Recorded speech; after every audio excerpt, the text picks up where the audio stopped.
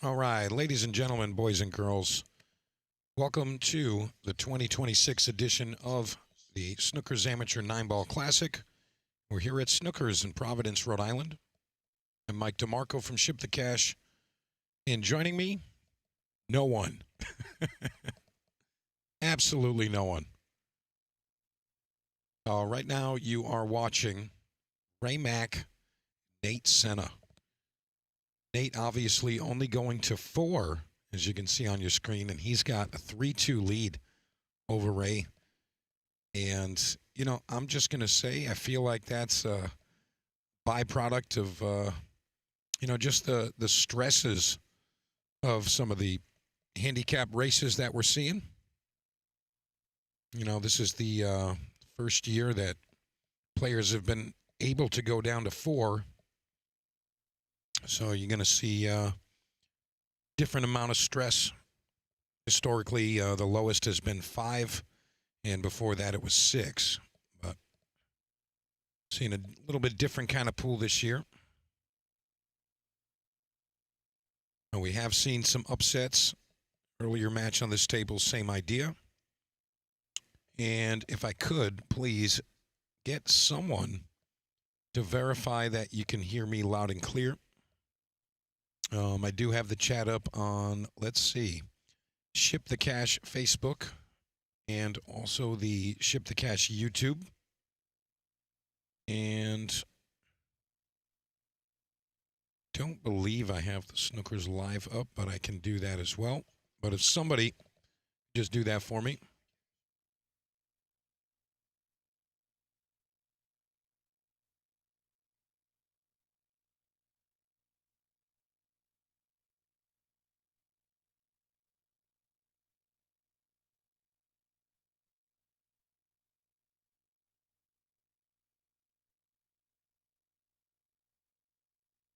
Joe Lynch, thank you very much.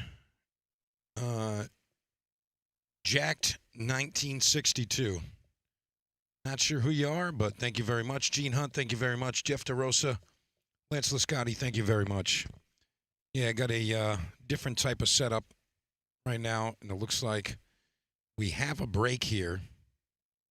And looks like a Nate Senna break.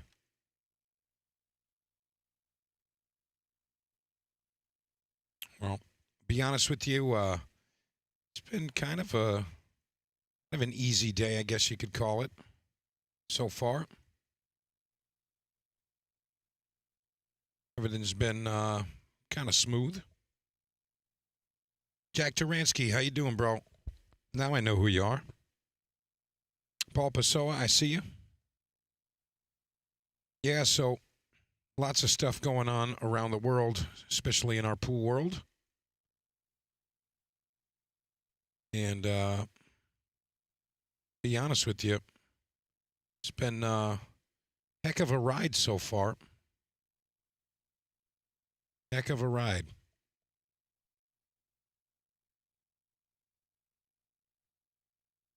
So I don't know if you guys had seen the player list, but lots of good players and definitely a fair chance. I'm thinking that somebody in the mid to low range of the Fogger rate field ends up getting the job done this year, just based on the handicapping and how it's done. It's a different idea, and I think that that's what's going to come through. The only guy that I'm really looking at out of the field is a lot of good players, don't get me wrong, but someone that's really been kind of just kicking it up a notch, training a lot, performing well in tournaments and action, Alex Jurovich. That's the kid. That's the guy. I feel like he really has just been, actually training versus what a lot of amateur players do when they just practice.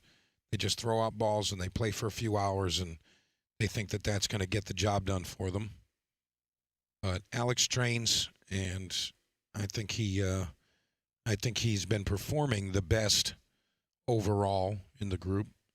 And on top of that, you always got to look at, especially in a handicapped type tournament like this, you have to consider what the player's high gear is versus what their rating is. So, there's a lot of players when they start really getting into it, really focusing on the game, those players definitely tend to, have a higher gear than their rating. And I mean, that's really how handicap tournaments work. You have to try to perform better than your rating says at that moment. Alex has a super high gear, and I think that his rating is, definitely under what his best game is, but I think it's also under his average game. And that's really the goal when you're coming up through the ranks as an amateur player, and you're trying to perform well in the tournaments, make some cash, make a name for yourself. I mean, just whatever they have you pegged at, whatever your rating is, just practice up, train yourself, get better than whatever that number says. If you're not doing that, then, don't expect great results. Expect once in a while lucky finishes, whatever you want to call it. But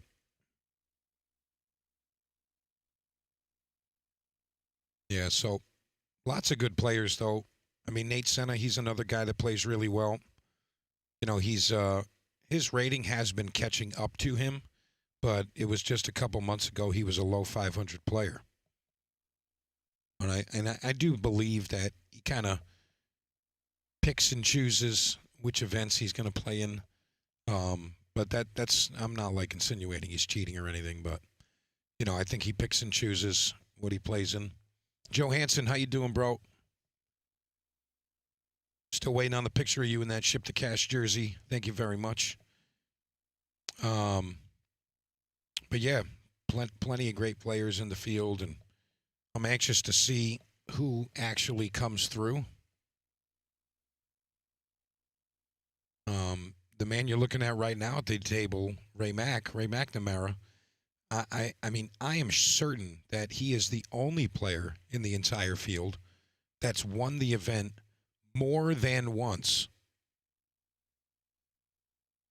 There's only one guy that's done it more than once, and that's that guy right there. I believe he's at number 3. He's won it 3 times, which is pretty amazing. He actually won back-to-back, I want to say right around 2015, right around there. He won it twice. But doesn't look like he's going to get the job done in this match, strictly because you can't miss shots like that, especially with your opponent on the hill and getting a bunch of games from you. I mean, it's a 3-game handicap, and he's about to win by 2 straight up. See Ray Mac starting to accept it.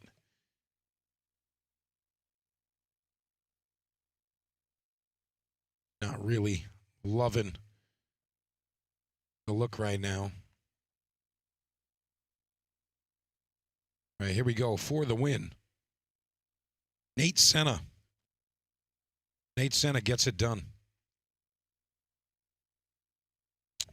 All right, I know I just got with you guys. Chat, wherever you guys are, just kind of hang out and try to cover me, please, because I'm going to go get myself a beverage, and I'm going to come right back for the next match. I don't know who it's going to be, but we're going to have a match coming up right after this. So don't go too far.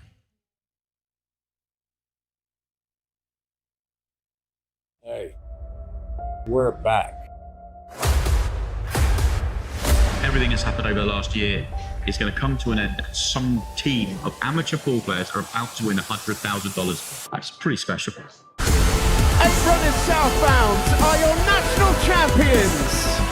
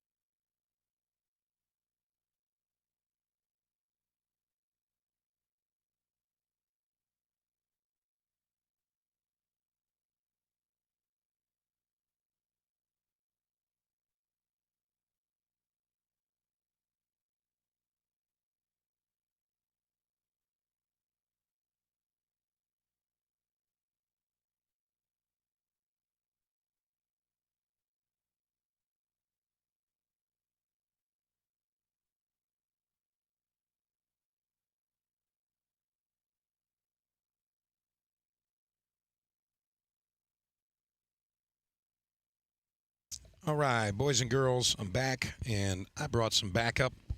So, it's your pal Mike DeMarco from Ship to Cash joining me, Mr. Bo TF Powers. Hello, everybody. Bo, how you doing today? I'm pretty good. How are you? All right, you're in the event, right? Yeah, I managed to win my first two. Okay. So, this was, what, 67 technically? Yeah, something like that. 67 players. So, 60s. yeah, pretty good. Pretty good. Not bad. It's Yeah. a lot of money to win. Yeah. Yeah, fair amount of cash to win. There's a couple, yeah. First place is the payouts are a little top heavy, which is, it's cool if you win. If you win, yeah, you if you get win, paid. it's cool. Yeah, if you don't win, it's the same thing as, you didn't come. It's not quite that top heavy, but No, yeah, but first place is like 10 grand if you have everything. yeah, if you bought everything, but I don't think anybody has all of it. Gurvich bought himself for 500. Yeah, I don't think anybody has all of it. Yeah, you think he split it with someone? I don't think anybody has all of it. Okay. I don't want to speculate, but I know guess stuff. we know Mike's opinion on that. I know all the stuff. He knows all the stuff. I know all the stuff. So, Bo, you got a chance to look at the field. What are you thinking? Like, you got a favorite? I'm the favorite. You're the favorite. Yep. And I'm just kidding. But you might think that you're the favorite. I mean, you're a great player. You play tournaments real well. I like it's just that everybody's so close and it's short races. I thought it was R7, but it's R6. So it's kind of just like, apparently it's R7 on day 2. So I'd obviously like to get to the R7s. But it's handicap races, so it's just like I do think with the medium races, we're going to see the iron rise to the top. Yeah, I was saying that, but it seems like we've had more upsets this morning than anything. Yeah, but morning matches you saw Pete Bowman lose to someone going to 4. You saw Ray Mack just lose to someone going to 4. And they're winning straight up. They're not winning with the handicap. And I commented on this earlier where, sometimes, and you might have some good insight into this, but playing in a handicap race, if you know that your opponent is going to less games and you're giving up a fair spot, sometimes that adds extra pressure to the game and makes it harder. Yeah, you can say whatever you want about beating them, quote unquote, straight up, but the pressure of the handicap is always a factor in a handicap race. So, that's a factor for sure. You can look at that however you want, but at 0-0, one guy's got an X game lead. You know what I mean? Like, yeah. You can't really say they beat them straight up. It's not real. Yeah. I tell you, if they play and there's no spot. Yeah, if you say, hey, it's an even race to 4, it's not going to look the same. Exactly. Yeah. You've been in that position many times. What do you do to try to overcome that? I try to grind. I look at it, it's 2 sets. The first set is like I'm behind. I need to really grind it out, and I try to catch the spot as soon as possible and make it an even race. And then, if it's a race to 5, it's pretty comfortable. But if it's like a race to 4 or 3, I'm still not uncomfortable, but I can't, I respect the score line. No, I can totally get that. Yeah, you know what I mean? Yeah. Handicap races are always tough because, you don't know what a player's going through that day. They're having a good day, a bad day. All of that stuff is definitely a factor. But yeah, the guy I beat my first round, what's his name? I forget his name, but he beat 5K, You don't remember his name? Clay? James Clay. He's got a very long stroke. He plays out of here. He's like a 500, but he's like, he's a shooter. So he beat 5K, and then I got to play him. It must have been right on the line because it was a 4-8 race with 5K, but it was a 4-7 race with me. So it's like, if I lose any of the first 4 or 5 games, like I'm in trouble. Yeah. Yeah, totally get that. So you really just have to win. He did miss a 9-ball, so that was huge. So yeah, you just have to get it to be even because then they know too. Like when the players that's getting weight knows if you made it an even game, like you do switch the pressure on them. Like it is a factor.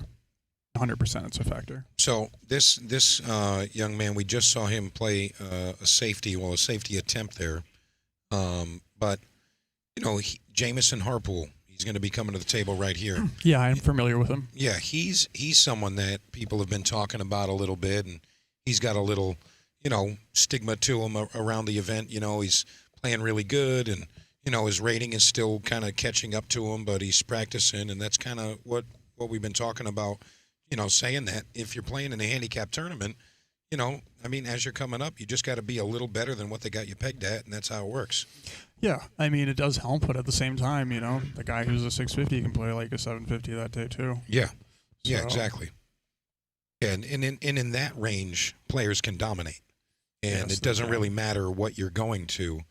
If you play like a 750, it doesn't really matter. You're not really going to get any open shots. I will say with this break format, it's hard to dominate.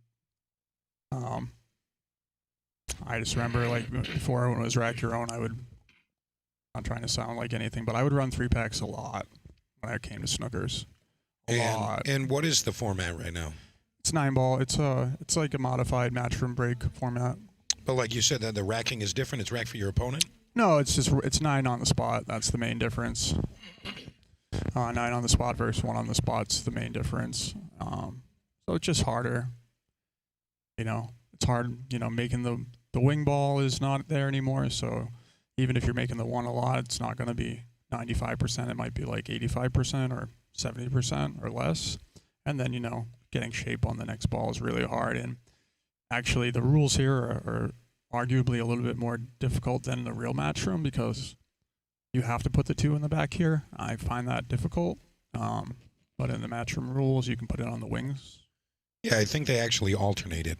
Like it goes wing. Yeah, they have to and then move it goes it on the bottom. around. Yeah. It just has to be in one of those spots. So it really depends on what table you're playing on too, and how you hit the break. Yeah, and obviously Shane Van Boning is not playing in this tournament, but I did notice that he does switch his break. Depending on where the 2-ball is situated, he does change where and Sure how he he's does. breaking there. I wouldn't be surprised at all. I used to do stuff like that too. But I'm just saying it's really hard to run multiple racks now. Even for the pros, you'll watch them play a whole race to 11. They might break and run 2, maybe. Yeah. So, it's a different format. The layouts get to be a lot different. But still, the better players can dominate in a different way by playing lock-up safeties and getting ball in hand continuously. But you're not going to see someone really go on a 3 or 4 rack tear where the guy literally doesn't shoot. I'll be shocked. It's probably not going to happen. Yeah, probably not going to see a single 3-pack this weekend. I would bet on that. No, and you know what? The only couple of guys that I could see doing that, maybe Alex and Joey, Alex Jurovich, Joe Sure. Dupuis. I could see them doing that. You might get maybe a Steve Mack to pull that off. It's all about how good the break is. Yeah. You need a lot of luck with the break. But I do know that Joe Dupuis has. I'm sorry, Joey's not even in this tournament. No, he's not. No, he's in the room, and I'm confusing myself here. But Yeah. Joey's in the room. He's supporting the tournament, which is great. Yeah, he's got some horses. But yeah, in the tournament, maybe Alex. That's kind of it. I can't think of Yeah, any other I players. don't really think Alex is any more likely to run a 3-pack than any other 650 or 620, but I just think it's very hard. It's hard to even make the ball and get shape 3 times in a row. And you see Peter Gobin here getting Jameson on 2 fouls here.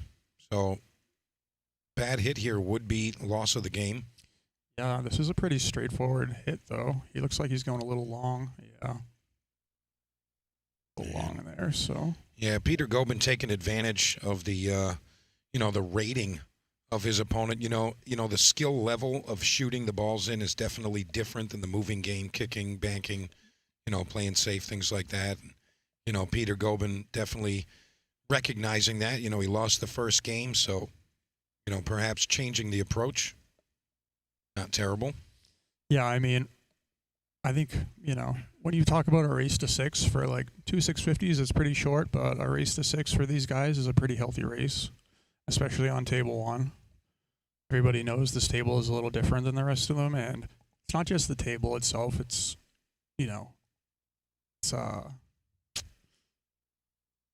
it's table 1, you know what I mean? Yeah. It's that table, so I think that adds a factor beyond the actual, specs of the pockets and all that. Totally agree with that. Hey, Katina Dorothy, I see you. Nice speaking with you earlier. Hope you're enjoying the matches here. It looks like Jameson has an open shot at the one ball. I actually think this table plays great, though. Believe it or not. Yeah, I think it's a well-playing table. Yeah, it plays really good, actually, in my opinion. Yeah, I mean, in the past, I don't know if anybody knew this, but, this table was basically, looked at as a very tough table to understand. The entire top of the table was changed, and I think since then, it's just gotten better and better. Yeah, it's not the same table. It's not as tight. The rails are slower. It plays good. It plays true. But that being said, it's a little faster and it's tighter than the rest of the table, so there is an adjustment. And if I've learned anything, it's the better you are, the quicker you adjust. Yeah, totally agree with that. I've definitely been around some really high-level players, and the world's best. They might comment on equipment conditions, but they never say, "Hey, that table's gaff," or "I can't play on that table." They just say, "I didn't adjust. The speed got me. The rails were a little more reactive. I couldn't get a hold of it." Yeah. Those things. But you're right. You have to get a hold of the equipment as soon as possible. Make that adjustment. There's always an adjustment every single match. 100%. And if you are unfamiliar with Table 1, at least the way it's playing at this very moment, and most of the time, the rails are a little quicker, the cloth is a little slower, and the rails are quicker because they just are. The cloth is slower because it gets played on the most. Yeah. So the cloth just gets worn in and it slows down a little bit. So that's your, if you want to know what to expect, that's what you can expect. Yeah, totally agree there. I think both of these players are really locked in, and they're really trying to get the job done. This is a match that they both really want to win. Of course, any match people want to be the winner, but I think both of these players are really going to fight for it. You're not going to see any of those give-up strokes from either of these guys. I think they're going to bear down right until someone gets to 6. Yeah. What do you think about a dress code for this tournament? Well, I do think that, just certain standards should be there. Maybe just the collared shirt. Yeah. Just the collared shirt should be enough. Yeah, I agree. It is summertime. Yeah. I run tournaments, obviously you do too, and I've always considered, should I do a dress code? I don't, because I know there's a lot of reasons not to. I've considered on an event like this, maybe do dress code day too. Yeah, and it really doesn't have to be something that's super intricate. It could just be literally wear a collared shirt. That's it. Yeah. Nothing else to it. Wear a collared shirt. Wear a pool jersey of some kind, and I think that would be okay. Because, when you leave it up in the air, you can kind of just get any and everything, which I think that's nice at the regular events. That's cool to, see how people want to, present themselves and express themselves through their gear. But, I do think that, you said something there. I think that this should be more of at least just the collared shirt. Yeah, I agree. I actually normally don't think that, but I don't know. For some reason today I just felt that way. But it doesn't really matter. I get it. Summer, it's hot. Yeah, but the jerseys are comfortable. I'm wearing one myself. I don't think that there's anything wrong wearing a pool jersey to a pool tournament. They are made for that, but I don't think that's going to be uncomfortable for anybody. Totally agree with that. Oh, you heard it here first. We're going to see some jerseys for next year's event. Yeah. Maybe some Ocean State pre-orders coming. All right. So there you go. You got your answer. I'm hoping to put on my Ship to Cash jersey tomorrow. I'm hoping that you make it through with that thing on. What color did you get? I think we ended up going with blue. Yeah, blue. Did I just put my last name on the shirt? Yeah, that's what I did. Yeah, I think it does say Powers on the back. I felt like I couldn't go wrong with that. Yeah. Powers, that's really where you're supposed to be anyway. It's literally my last name, so. Yeah. Kevin Baccio, my man, he says, shirt foul. Costantino, Frank, what's up? He says, agreed, the lack of dress code brings down the professionalism. With the years of dedication for many players, they deserve to dress the best. Yeah, I agree with that sentiment, but I also don't think that we have to dictate. Hey, you have to wear long black slacks and you have to wear this color shoes and things like that. I mean, those things are all great for certain events. I believe that that's a necessary thing for this particular tournament. I think that just something simply saying you have to wear a pool jersey is a must, and maybe something like no sweatpants, something like that, like Yeah. jeans, khakis, shorts, whatever. But Yeah, just you should wear an acceptable pair of shorts. It is summer. yeah, It is hot. and it's kind of ironic that we're saying these things. We're looking at two players. One's got short sleeves and shorts, and the other's got long pants and a sweatshirt I know. and a hat, just to boot. It's a good. Oh, where's it? Wow, cue All ball right. going right in the drink. Peter Gobin looking pretty good now to go 2-1 ahead. He 3-fouled Jamison in the previous game. What do we have going on this table over here? It's Rob. I forget Rob's last name right now. Rob Dennis. Yes. And Nice if you guy. ask Dennis, he'll tell you absolutely not. Who is he playing? Let's find out. Rob's like a 600. I think he plays a little better than that. Yeah, that's Nabil Keenan. Okay, that's a good match. Yeah. Yeah, we'll sweat a couple from this angle for a little while. Not sure what the score is. It looks like 2-1. Nabil's someone who I feel like could just like have a great day one day. You know what I mean? Yeah, it's funny you say that. Last night we were talking about Nabil, me and some of the players, and we were just saying that, like, it's not weird if he just beats the best player in the tournament really fast and looks amazing because he's that kind of fearless player. Yeah. And if his mechanics are just happen to work that, for that set, it can look really good.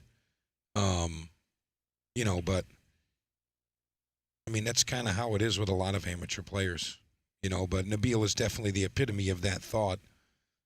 If he's hot, he can look really, really good. I know, and he comes to all the events. I Yeah, know he he's does. always here on a Wednesday and stuff, or at least when I'm here, he's here, so I assume. Yeah, no, Nabil's a very regular player. Right, losing the cue ball. I mean, you can kind of see that a lot of the lower players don't really, and some of the more old school players I noticed, don't really understand this break. And if you are having trouble with this break, you need to draw the ball. It's a cut break. I'd say start with like a half ball hit, and if the one's going above the side pocket, you need to add draw. So it's really like a draw stroke, and that really pushes the one ball down and into the side pocket. So you see a lot of guys hitting it full, and the one hits like the second or third diamond, first or second diamond by the side. You know what I'm saying? Yeah. So if you're doing that, either cut it more or I'm telling you, it's a draw shot. Hit low and stroke the ball. And that was kind of an odd exchange they had right off the bat there, Bo. He had Peter Goldman ball in hand after the break and scratch from Jamison. He misses the one ball with ball in hand, 2 rails into the side, Yeah, I saw that. and then ends up giving it right back. I mean, it's crazy stuff that you see. The 8's in a tough spot here. Christopher Dispro, yeah, it's every summer. You can come to Snookers and qualify for this event. You got to play one of the qualifiers. They had a fancy little format adjustment this year, and I'm not actually privy on exactly what it is. Maybe Bo can explain it better than I can. Say it again. But just the format to qualify for this tournament was different. Yeah, it's different a lot. So basically, it was kind of more like the way I do my tournaments, where you play a certain number of tournaments and you qualify. But you had to play like 2, and then you could pay like a penalty. If you played 3, you got in with no penalty payment. And if you won a tournament, if you won the first one, you didn't have to. You automatically qualified, but you could keep playing if you wanted. So it was more like just participation. It wasn't really a qualifier per se. I wouldn't really call it a qualifier, but a lot of the ways, like I've done my tournaments where you play X tournaments, you can play in the finale, or Dion in the past would do something similar. So I personally am not a fan, but doesn't really seem like it changed too much. I really like the other format because it was, for higher level players, we got to play races. You have to win. Yeah, and you had to play races to 10. Yeah. And now it was R5. So it kind of took away those awesome matchups. It's like, cool, I'm going to go play guys around my speed. We're going to play races to 10, single elimination. So it was fun to look forward to that, but it's all the same people in the field, honestly. Yeah, I want to say there's probably a 30% changeover, something like that. Nice shot there. Yeah, really strong. Jameson showing some respect there. We'll tap on the kneecap there. This 9-ball could get big. Yeah, this 9-balls could get really big here. I'm going to try to drag it over. Okay. It's kind of a shot to nowhere, but he did avoid the 9. Yeah, this one's tricky. I mean, I'm trying to get underneath the 9-ball here. I feel like it's do or die if you go with the bank, and especially because you're jacked up, it's going to lower your percentages. Easy to scratch going under it. Okay. Well, he made it tricky. There's a lot of ways to scratch making this 8-ball. Jameson's trying to avoid all of those. Yeah, no doubt. I think I like to hit this with low and a little outside. Yeah, go right to the top right corner and just drag it back towards that long rail there. Yep. I think that's the way to do it. You definitely wanted to put some draw on it. That's what he looks like he's doing. You don't want to overspin it and scratch in the side, or obviously it's pretty hard luck to scratch in this corner by where he's shooting. Take a big stroke now. Amazing Billiards is still closed, Frank. Wow, he goes in the corner. What a shot. Does it get a reward? Yeah, I'd say so. What a great shot. Yeah, he hit that really well. Massive stroke. Overcompensated with a lot of that right outside spin, but it's going to work out pretty well for him. See if he can bury this and not scratch. Good shot. Very nice. All right, that was a really good shot. Yeah, Jameson pulling ahead 3-1. Peter Gobin's been in this match. He really has been. But giving control back to Jameson, and you can kind of see when he can come with certain shots like that 8-ball we just saw, and, being rated 466, that's going to come in handy, Bo. That's really going to come in handy. What was that? Just him being at a 466, being able to make shots like that. He won one of these, didn't he? Yeah, I think he was actually the first one. I think he won the first qualifier they had. Yeah. He's obviously really comfortable here. He's got a big stroke, so definitely has a good chance. I do think, I think the lower handicap players are going to struggle when they get to this table, personally, but he did just drill that shot, so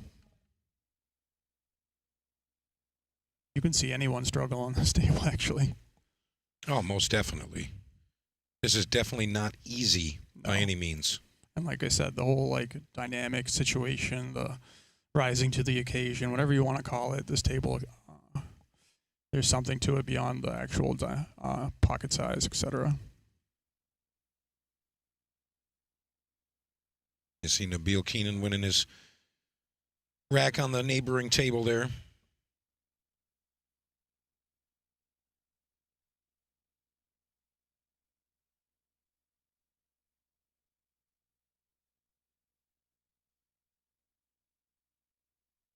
Tell you what, though, if you are local, I urge you to come down and come check out the tournament. You can come watch all of these matches for free, grab yourself something to eat, sit on the rail, watch some good pool, maybe even make a wager from the rail. We love doing that.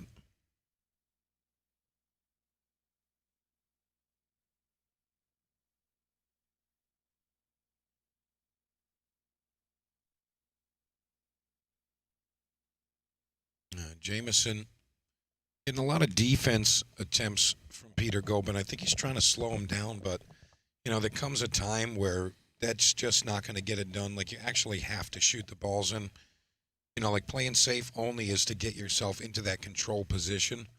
And after you've gotten control, you know, you have to shoot the balls at that point. You can't play safe to a victory.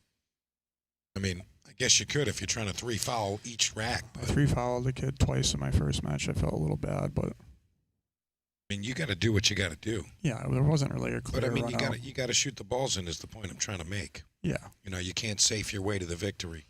no. You know, you can keep leaving your opponent uncomfortable. See Peter using that knowledge that he has. Not going to get the full hook there, but, you know, got to get yourself into those comfortable positions.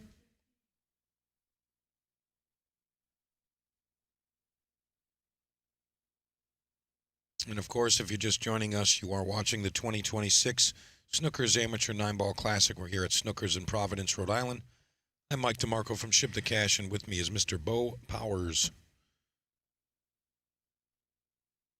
Yeah, lots of pool going on right now. Lots of pool going on, Bo. All Yeah, kinds of things happening. pool is pretty cool right now. I love the ultimate pool stuff. I know that I might be biased, but I objectively think it's one of the most fun ones to watch. Like, It is. It is. I think It if most you're just like an definitely is. average person, it's hard. Like the shot clock, it's fun. Don't get me wrong. I like to watch big table 9-ball because I like, you know, I'm a purist for pool, so to speak, you know. But the format is really exciting. The shot clock, I mean, it's just like every other sport. It has a shot clock, and it makes it exciting. I totally agree with that. Ultimate Pool's definitely been, you know, kind of a shock to the pool scene. And I think that since it's arrived, you know, things are definitely looking more and more like people get what that's all about. You know, hey, Ultimate Pool is the real deal. It's not just another hype. You know, I'm sure we've all seen those hype type things that come through pool every now and again, but definitely looking like we're going to have a very long history with the Ultimate Pool folks and that format. Yeah, I don't think people realize. You've seen the $100,000 prize, whatever. That actually goes up, and it actually did go up. Right now, it's $112,000 for first place, and so the prize is, you know, in theory, it's never going to stop growing. So it's just a percentage of the league. So it could be $1 million one day, and I don't think that's unreasonable to No, think because That's actually something that the CEO, Scott Ryan, has actually mentioned. You know, he's actually put out some, like, reasonable numbers where it's like, hey, for us to pay $3 million to the first place team, we need X amount of players. And it's just simple math. And, you know, I'll be honest, I would, you know, that would be amazing. Even $500,000. I don't even want to say that would be amazing. I can't wait to see it. Oh yeah, totally You know, agree. I think 3 to 5 years, we're going to be well past the $500,000 mark for the first place 8-ball team. And I think that we may see $1 million prize shortly after that. Actually, if anybody is interested in the Ultimate Pool League in the Boston area, we are trying to get a league night going at Boston Bowl in Dorchester on Wednesdays. What kind of equipment they got at Boston Bowl? How many They have, tables? I think it's 10 Gold Crown 4s, and they're actually in pretty good condition. Okay. We went there, and I was pleasantly surprised. That's Dorchester. Yeah, it's in That's Dorchester. not far from here. No, it's right next to Quincy. It's like Yep. right past the tunnel.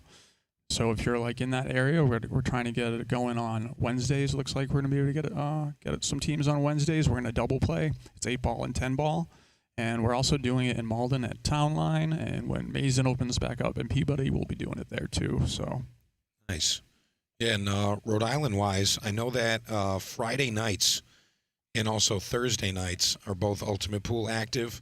You can play at the Joint in Cranston on a Friday night. You can play at Snookers right here on these tables on a Thursday night. They got a double jeopardy going on. It's pretty good. You got 8-ball and 10-ball, so you got 2 swings at the grand finals. That happens on Thursdays here. You can also play at Everybody's Tavern in North Providence. That's also done on a Friday night. So a couple of good options. I Yeah. got to see Ultimate Pool actually at Rax in Vernon, Connecticut. They do that on Friday nights over there. nice. Yeah, they got a good group over there. I actually love playing it. I think you know, and this is coming from feedback and, you know, kind of just retrospect after those conversations, it seems as though a lot of players that are turned off by a shot clock, they actually think 30 seconds is 10 seconds. And they overcompensate that they're on a shot clock. And, you know, I'm watching their matches, and they're visibly stressing out.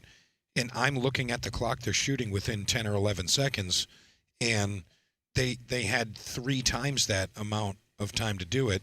And they're feeling like they're rushed, but they actually have an eternity. That happens with the new players. Yeah. I did that too. And something that I've learned, Bo, you know, and I actually got this from some of the top players, seeing them at some of the regional Ultimate Pool events. They'll actually do a mental count where when it's their turn to shoot, they're counting in their head 30, 29, 28, 27. They'll occasionally glance at the clock, but they're kind of just keeping the count while they're going about their business. They know where they're at, and it literally will feel like an eternity at that point. Yeah, that's actually great. I mean, sometimes you feel a little rushed because 8-ball, and it can be, honestly, if anything makes you feel rushed, it's the game clock more than the shot clock. Yeah, just seeing that clock ticking, it's like there's a bomb. You have to hurry up before the bomb explodes. But it's, you know, I had a couple situations where I got to do like the buzzer beater 8-ball for the, you know, that was fun because you just never get to experience that. Saw a really nice one from the recent Kansas City Open from Joe Prince taking out Chris Melling in that type of fashion. Yeah. What an out that was. Yeah, you get the adrenaline going. So yeah. We had a little bit of another sellout 8-ball bank situation, and James cleaned up to take a 3-game lead. He needs 2 to win this match. So heavy favorite right now, I would say. Yeah. Peter's been trying to move a lot and, you know, just hide the cue ball and, you know, get Jamison in those tough spots. But even with ball in hand, you know, he did miss the 1 ball in one of those racks. It ended up going in, but missed position there. But I think that, you know, I think Peter Gobin definitely a fast and loose style player.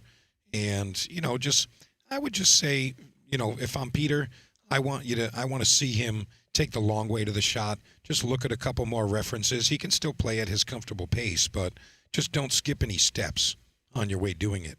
Yeah. And he wasn't too far off on both of those banks. You know, he could have easily just made them and got out, but you don't necessarily want to,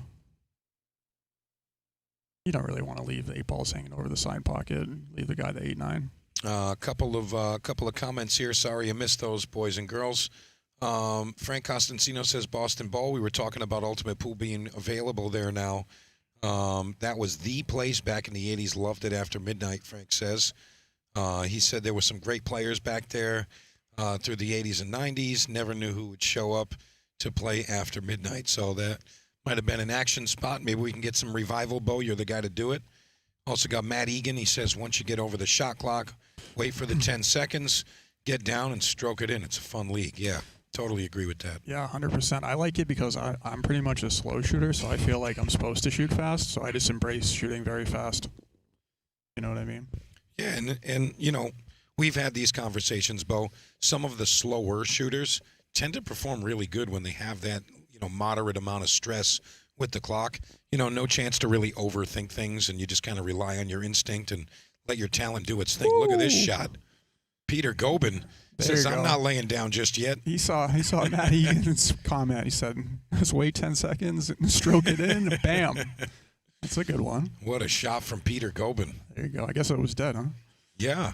I mean, even if it wasn't, I mean, what a shot. Oh, yeah, it was dead. Great stuff. All right, he's back in it here. Yeah. I mean, Jamison getting on the hill there, that was pretty much going to be the curtain call there, but Peter's fighting back. If he can get this one, get within 1, fight a little bit more, he's right in this. Yeah, he's like, I don't want to leave the 8-ball on the table anymore. Let's just get the game over with beforehand. Just skip the middle part of the rack. Yeah, exactly. Go right to the finish line. All right, let's see how Peter's going to break this one here. Again, this is rack 7. They're racing to 6. This is an even up. So you can see there he kind of did like the 10-ball version, and I would say that's the actual worst possible break because what happens is the one goes to the corner and you don't make any balls. If he had done that same break with a draw shot, he might have had a chance to make the one on the side. Yeah, and if you want to just explain that again, Bo, so like the bottom on the cue ball is imparting top spin on the 1 ball. Exactly.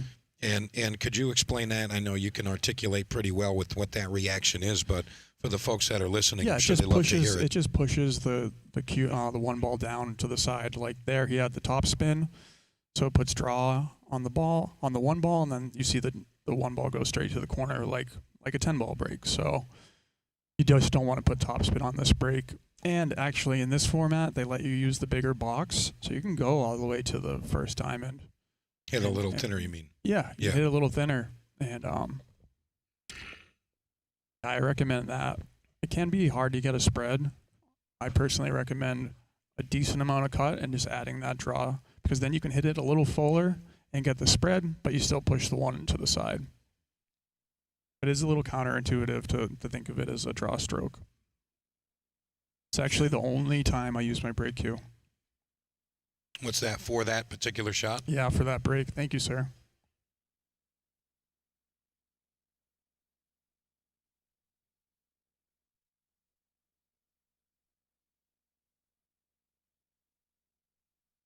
All right, looking pretty good here. 4-ball does go into the side pocket, deceiving from that angle. Looks like he just has to draw it. He's going to miss the Notice he 3-ball. didn't really do a set pause on that.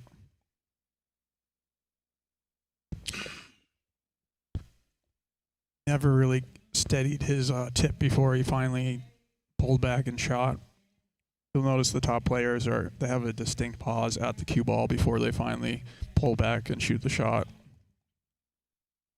Pretty much every decent player has that.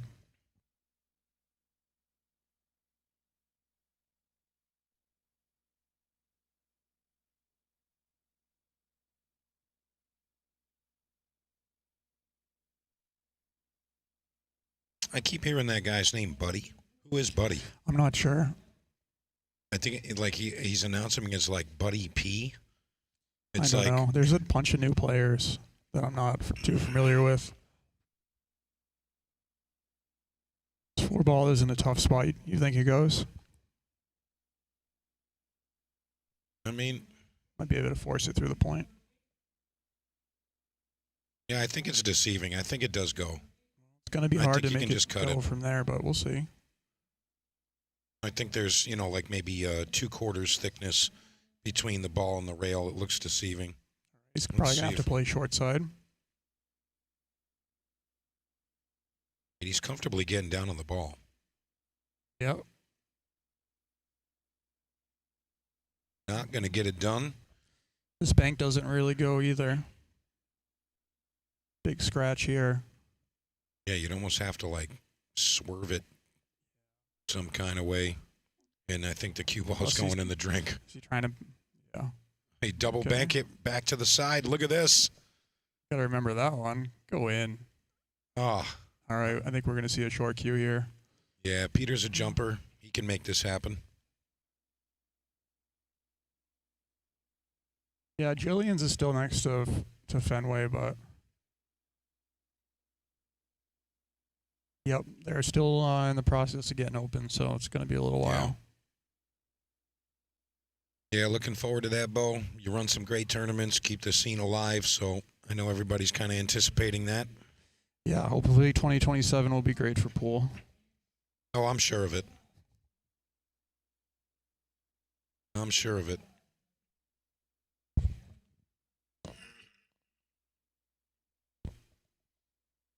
All right, so he did make a nice jump shot there. Doesn't have a lot of future in this. He decides to just hammer the combo, so maybe a little bit of lack of patience here. Peter Gobin. Sometimes you just have to grind it out. It can be very frustrating sometimes. Personally, I hate playing safeties. Like, basically never want to play a safe. But sometimes you just have to. I mean, he's thinking about playing the 9-ball here. I know he is. I've been in his shoes. I'm playing like a 466. Well, I'm rated a 466, playing like a 512, and I have a chance to get on the hill. I might swing. Yeah, I like this play. That was a very measured.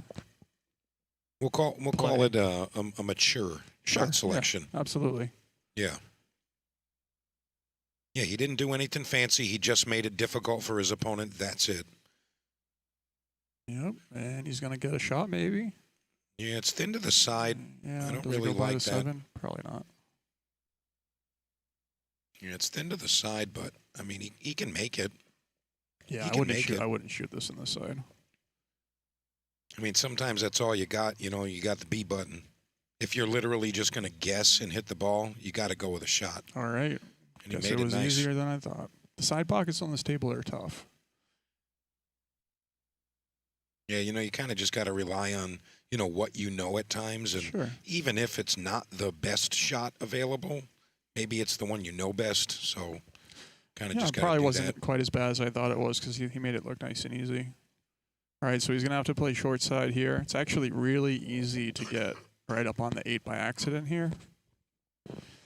So Yeah, this is a tricky one, too. He's shooting very straight at the 7. And I know that sounds funny, but, you know, the straightest shots are usually the most difficult. yeah, he's gonna have to do really well to get even, you know, half diamond would be good. You want to get real straight on this 8 if you can. Looks like he's powering up. Wow. That Look at this. See, that's why a guy like Jamison can be dangerous. It's like he super powered that shot in, but Yeah. he's going to make that, you know what, maybe 1 out of 8, something like that, maybe Yeah. 1 out of 10. It's a great shot. But I he just came think with it a was really strong 8 ball in the previous game before. Yeah. I mean, he's got a big stroke for a 466. No, 100%. Usually I run them at Amazons. I've been running some tournaments at Sharky's. When Amazon opens back up, I'm sure I'll run some tournaments there. I actually have a partners tournament, 1125 8 ball on, wow, hung up on him, 1125 8 ball, September 12th. If you are Yeah, that's, into Saturday. doubles. Yeah, it's a Saturday at Sharky's in New Hampshire. That's Somersworth, the old Buster's location. And I'm sure I'll have plenty of events in Peabody when they open back up with all of them. There's 17 diamond 9-footers.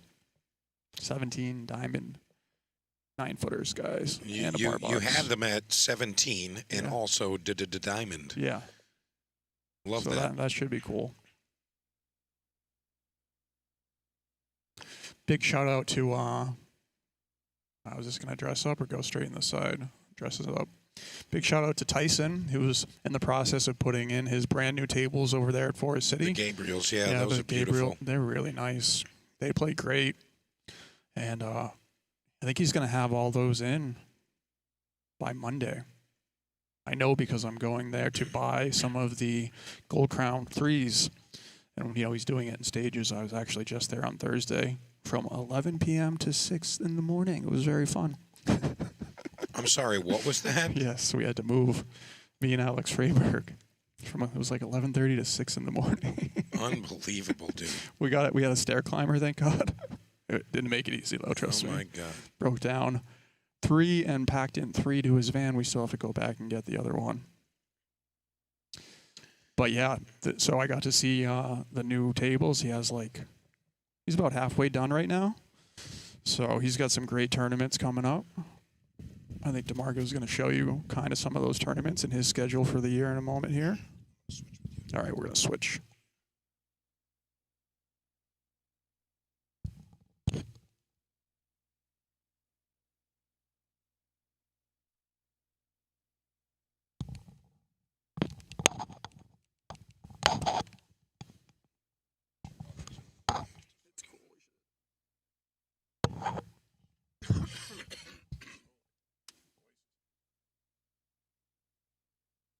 All right, sorry about that. All right. Yeah, we're going to do that after this rack. I'll show you guys some stuff. Whole bunch of pool coming up.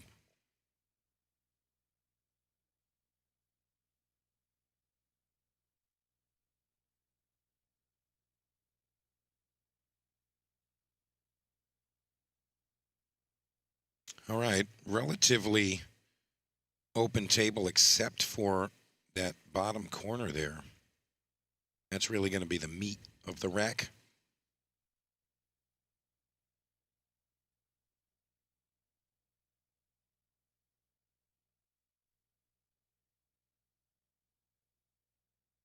And that helps the rack. Peter's going to have to try to get himself center table here. Stun himself out.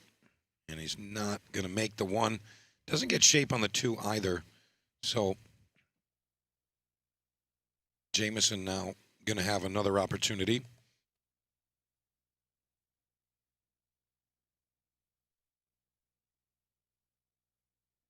Yeah, he's really just got that power shot in there. And when it's working, he's looking really good. He's able to come with some big shots.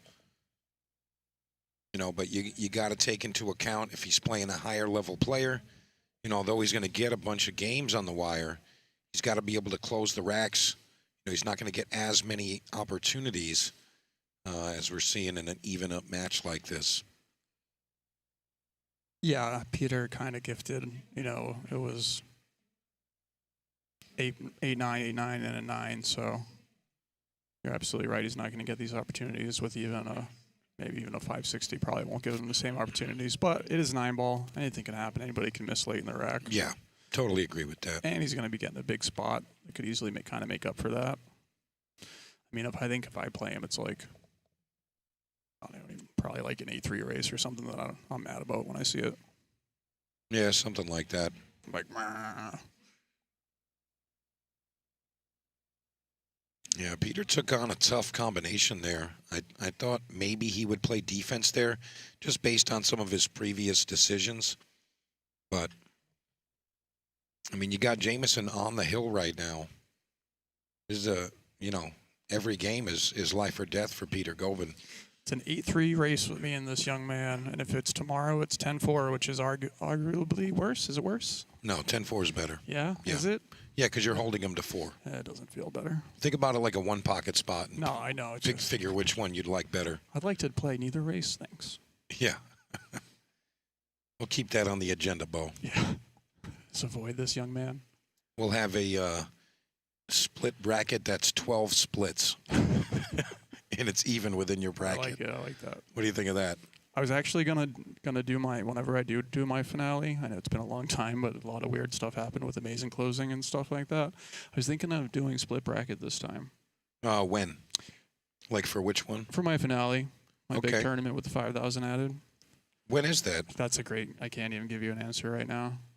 It's going to happen, though. It's gonna happen, of course. Okay. Of course. Of course, it's gonna happen. But yeah, I've done it. You know, you kind of see a lot of it's similar to this with medium races in the past, and I feel like I'd like to spread the money out a little bit better this time. Yeah. All right, Peter Govin needs to make this happen. I like to see him just pinch up to the side for this. All right, that works. He's a little far. He's really far, but all he has to do is make this ball. Yeah, he's got the whole cue ball to work with, which is big. Yeah, literally perfect stun. Just don't overhit it. Oh, that's perfect. Wow, what a nice shot there. Stroke that one right in. Yeah. All right, coming alive. So, as promised, I told you guys there's a lot of pool coming up. I'm going to show you some of that stuff. If you haven't seen, I did post my schedule up, and, I mean, I'm still adding things. But this is the year-end schedule, and I'm going to show you as we get down. See, we're right here at the Snookers Classic Finals. Next week, I'm going to be in Nashville with the Jersey girl herself doing the Cash Bash at JOB's. And I did need to give you guys a heads up. The handicap singles 9-ball that we're doing at Racks, that's actually going to be the week before. That's going to be the week before. So if you do want to come see me in September, which is just a couple weeks away, you guys can come for that 1,000 added event. That's going to be the 5th and 6th of September. And that's actually their 30th birthday, Bo. 30th birthday for Racks, RAXX in New York. And I got to be honest, I think that that's the best pool room in New York. I mean, it's 9-foot diamonds, 7-foot diamonds. The food is amazing. They actually have a real kitchen there. The staff is all on point, and it's the same staff when you go there. You Where don't is go this there. again? This is at Racks Yeah, in that's what I thought. Hempstead. I Yeah. just want to make sure I heard you correctly. Yeah, it's just it's a great room, and what they're doing with the pool scene, with the community, like how they're giving back to them. I mean, you got to try to support that. And unfortunately, you have to deal with me when you go there, but You know, the idea behind what they're doing. I mean, they added I want to say almost $30,000 this year to pool events in That's their room. awesome. And it doesn't like come from a place that they found and entry fees and all this other jazz. Like whatever the tournament is, if they said they're adding 1,000, they walk up and say, "Here's 1,000, add it to the tournament." If it's 2,000, here's 2,000, add it to the tournament. They just walk up and give you the cash and say, "Here, add this to the pot." That's awesome. how that goes. And honestly, Bo, that's a byproduct of them being pool players themselves. They understand the scene, they understand the community, they understand how players think, and obviously they know how to run a pool room because it's very successful. Yeah, how many tables are over there? So I want to say 9-footers. I want to say that there are maybe 16, Yeah. something like that. That's Maybe a healthy 17, number, yeah. something like that. And as far as 7-foot diamonds, I want to say there's 11, something in that Wow, range. That's awesome. Yeah, there's a ton of tables and plenty of space to move around. And like I said, one of the things that I don't think a lot of, like, specifically pool rooms really give you, it's a consistent experience. And I think that a big piece of it is that you get the same staff when you go there. You went there last year, it's the same staff as it is this year. You get all the same girls, all the same people that are working there, all the same people taking care of you. They picked the right people one time. You know what I mean? Yeah, that's definitely important. I think so too. Yeah, I mean, as long as, like, anytime you get into the 13, 14 range for tables, it's a lot of tables. You know, you can do a lot with that. Yeah, you can. I did like a 117 with 12 tables once. Yeah. You know, like, Yeah, you can really do a lot. yeah. Most definitely. And right now, Jamison Harpool was trying to do a lot with that one right there. Swing and a miss. These connect pretty decently. He can get on the 3-ball. He has a chance to run out here. Yeah.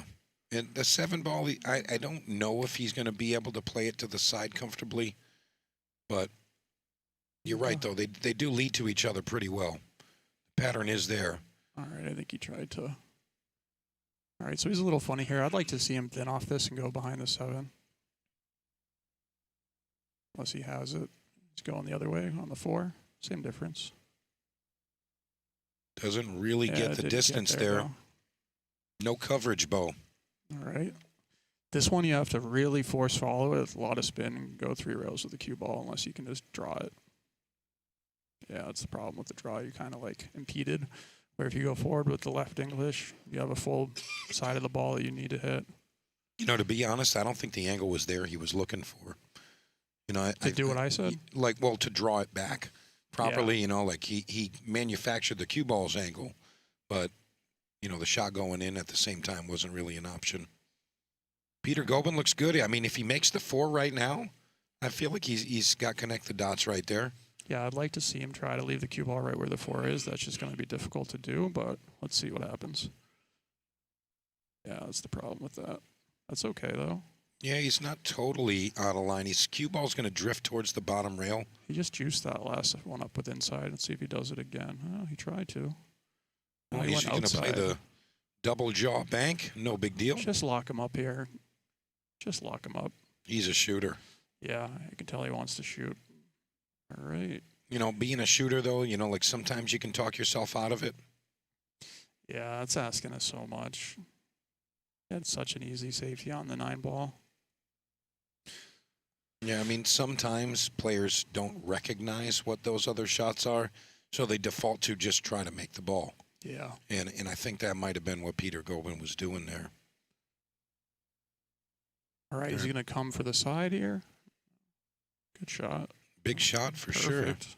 Look at this. It's a perfect, and now I think he can roll. Yeah, hit it kind of full, just kind of throw it a bit. Yeah. I think he can just get on the far side of the 9. He might come back a little inside. Nope, that's what I was thinking he had. Yeah. Very Wasn't nice sure. control there. Yeah, that's perfect. If that's available, that's the shot every single time. All right, this is going to be for the dub, or the win. Jamison Harpool. And he All gets it right. done. He looked pretty good there at the end. Yeah, he did. Yeah. Yeah, he came through pretty strong. All right, again, boys and girls, if you want to see some more pool, stay right here. We're going to be back with more. And again, got some great tournaments coming up. We're right here at Snookers Classic Finals. Next week, I'll be in Nashville, Tennessee. If you want to come down and hang out, you can reach out to me or the Jersey girl, Chrissy Prolowski. And again, I got to update this. September 12th and 13th, that is not the date. It's going to be the prior weekend. It's the first weekend in September that I'm going to be at Rax. That's actually their 30th birthday bash. So we're going to have a party. We're going to have pool, 1,000 added tournament, lots of fun stuff. And you see all the things coming up right after that. Plenty of pool to play. Reach out if you want to play some real pool, win some real money. All right, Bo Powers, thank you very much for joining me. And we'll be back in just a few with some more Snookers Amateur 9-Ball Classic Finals. Hey, we're back. Everything that's happened over the last year is going to come to an end. Some team of amateur pool players are about to win $100,000. That's pretty special. And from the southbound are your national champions.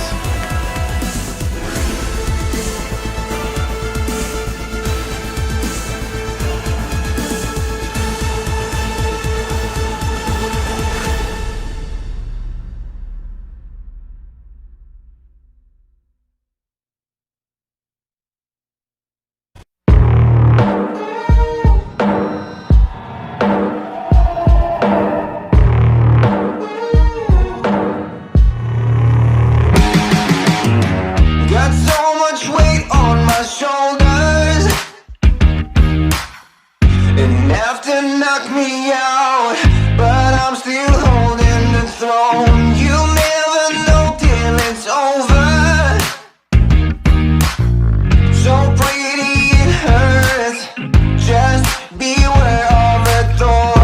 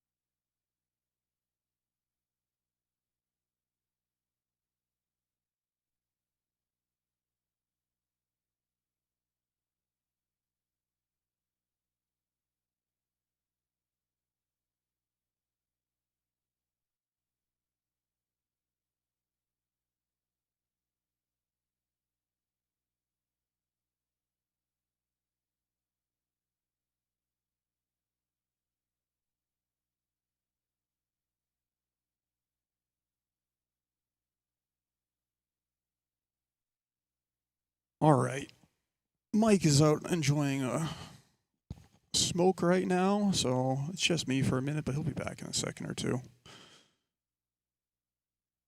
It's funny, I know I was talking to Steve Mack earlier, who says that he does not like this table. So that should be interesting. But Steve plays really good, so I actually think I like Keith Platt in this match for some reason, just with the weight.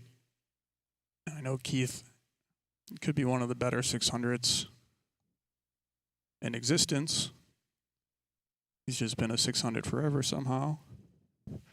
So it'll be very interesting. Pretty sporty lag. I think Mac got him by a millimeter. Maybe. Can we get some predictions here in the chat? I think it'll be kind of close. I think it'll be 5-5. Keith takes it 5-5. That's my prediction.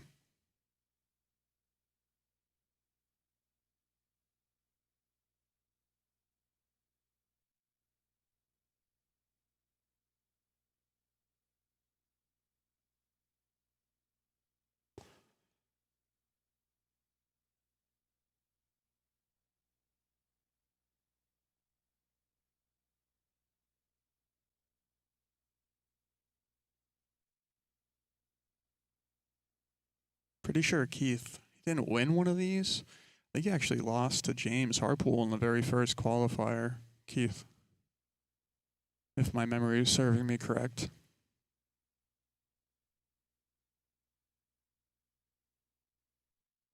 Let's see how Steve does here with the break. Looking for the one on the left side. All right, so he did like the 10 ball version. That's one way to do it. If you do the 10 ball version, you want to make the one, but it's a dead sellout of a break. You don't want to do that break, I'm telling you right now. I kind of feel like he did that on purpose, though, but could be wrong. I have actually had some higher level players tell me that they're doing that break on purpose because they don't have any luck with the cut breaks. I'm pretty sure Raymax said that. Sometimes you can get lucky and you'll double kiss the wing ball in, but it's not exactly a repeatable break.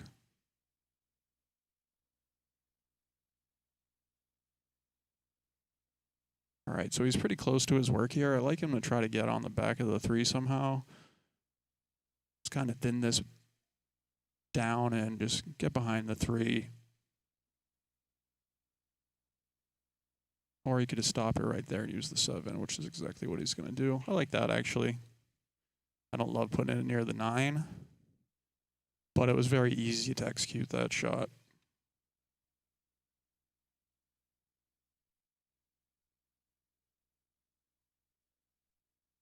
Got to hit this with some speed. Perfect. Right. Great hit. No love. Pretty open here. If you can get on the 3 and the 4, then you kind of got to like it.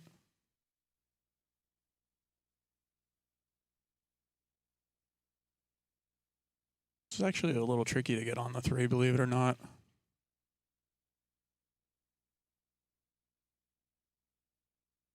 If you want to swing it, the 5's kind of in the way.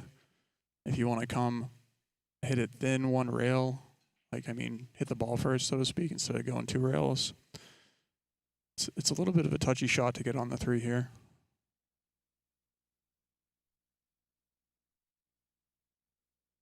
Kind of curious to see how he's going to play it. Yep. All right, so he just missed the 5, like I said.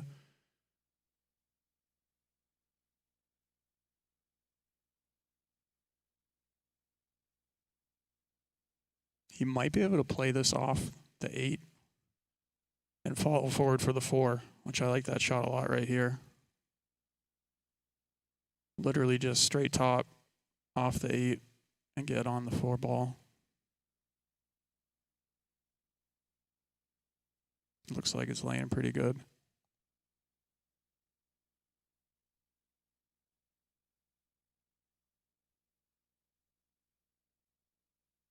You could also just go to the corner, but I like the other shot because carries position for the 4, but maybe the 8's blocking the pocket more than I think it is. See what he does. Looks like he's playing a safety.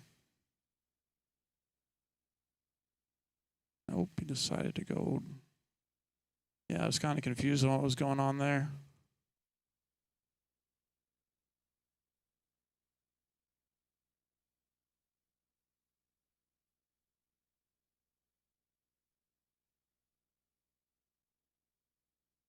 Keith's actually in a bad little spot here.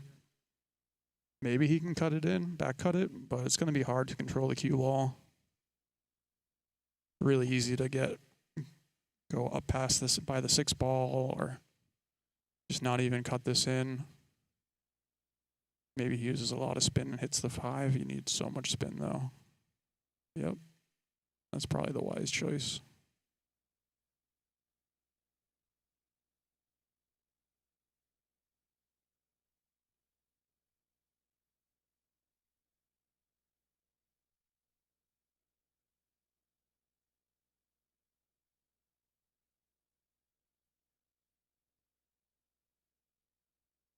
I think he does have a shot in the side. It's very tight. I'll be curious to see if Steve's going to shoot this or not. He might have the shot in the corner too, but I think he's eclipsed a little bit by the 4.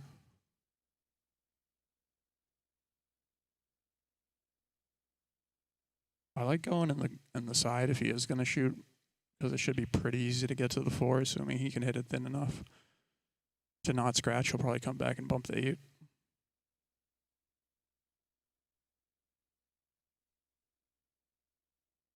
Steve has a very precise game.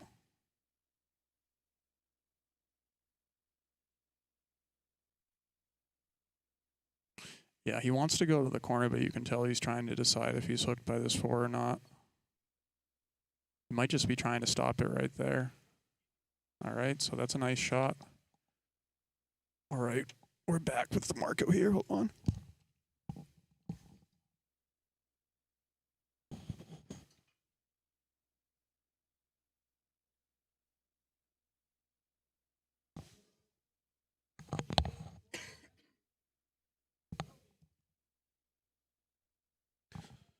All right, back with you. Bo, what did I miss? Nothing. This is the first rack. It's been a little bit of a safety battle back and forth, kind of. Steve made a nice shot on the 3 ball here, and he's got a lot of work to do. He might be able to come around 2 rails and get on the 5 by the side pocket, but that's quite a shot. You could also try to draw it straight across. That's also quite a shot. Yeah, I'm trying to think. I mean, Steve Mack is a mover. You know, he can definitely shoot the balls, and don't get me wrong, but he's a mover. So he's trying to think of a way to really put Keith in a bad spot if he's not shooting here. Yeah, I actually like Keith in this match. Yeah, I mean, 7-5 race. Keith can play really good. Yeah, that's what I was saying. Saying he might be one of the best 600s in existence. Right? So I'm kind of confused on what that was. So he was playing the combination, but he played it in a 2-way manner. I mean, I feel like it was more of a 1-way manner. He didn't really put a lot of effort into making the 9. I feel like he just kind of fired at it and drew the cue ball.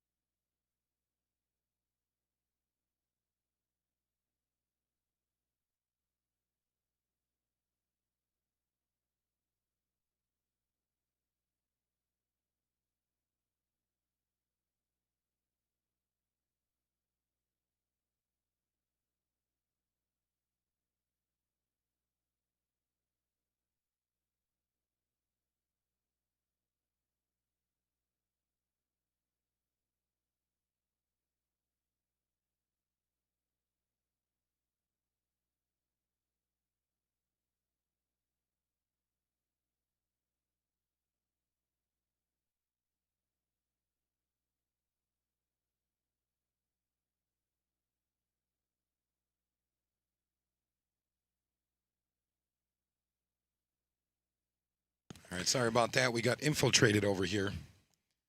Had a special delivery with the drinks, and they couldn't help themselves, Bo. No.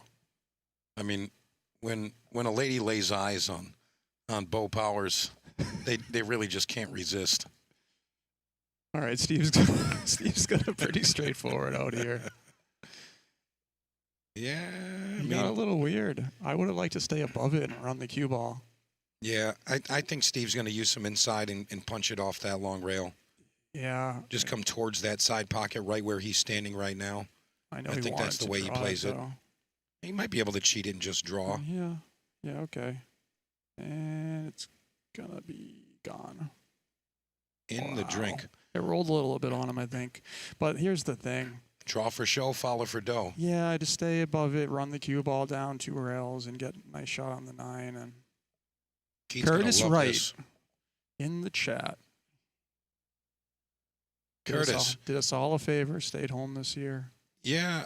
Left the country for us. Very I don't nice know of if you. there's a public comment out there somewhere, Curtis, but I know they switched up the parameters of the event, but I was totally expecting you to at least play in it. Well, he's in Australia. So that's what it is. Yeah. He's not here. He's not here. That's the reason. He's house pro of Australia. He should have just stuck like someone else in his place. Yeah. He Give the tried to spot do up. They tried to do that actually. Did they really? Yeah. Oh boy. Well, I was joking. I know. They weren't. They tried to do it. Well, he's like, we tried to do it. I was like, yeah, it doesn't work. It doesn't fly, buddy. Yeah, you can't do that. No. Good Can't try do though. that. A for effort. Yeah. All right, Keith Platt getting a simple ball in hand 9-ball to win rack 1. So, Mr. Platt coming with the heat. He's up 1 game. Now we got a 7-4 race. Yeah. Brutal. Brutal for Steve Mack. Yeah, that was a weird scratch too. It felt like it didn't have to go in. I mean, he was kind of teetering on that, though, because, he had to cheat the pocket to stay above the 9. Mhm. So, he was kind of coming across the front of that side pocket with the cue ball anyway. So,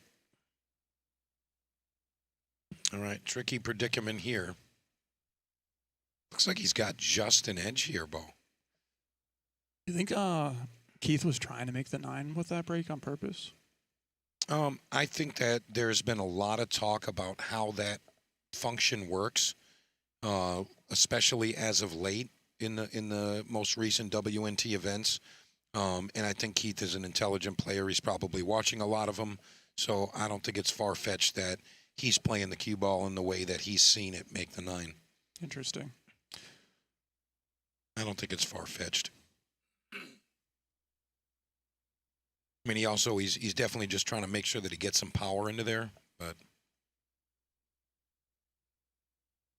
And again, folks, if you have anything to say, we are monitoring a few of the chats right now. We've got Ship to Cash YouTube. We've got Ship to Cash Facebook.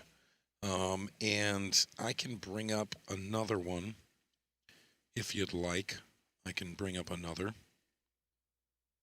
I will also, let's see, how about we do the Snookers YouTube? We'll also bring that up. There we go. Donald right. Mallard, I see you're in both places. He asked how Alex was doing. And he's still undefeated.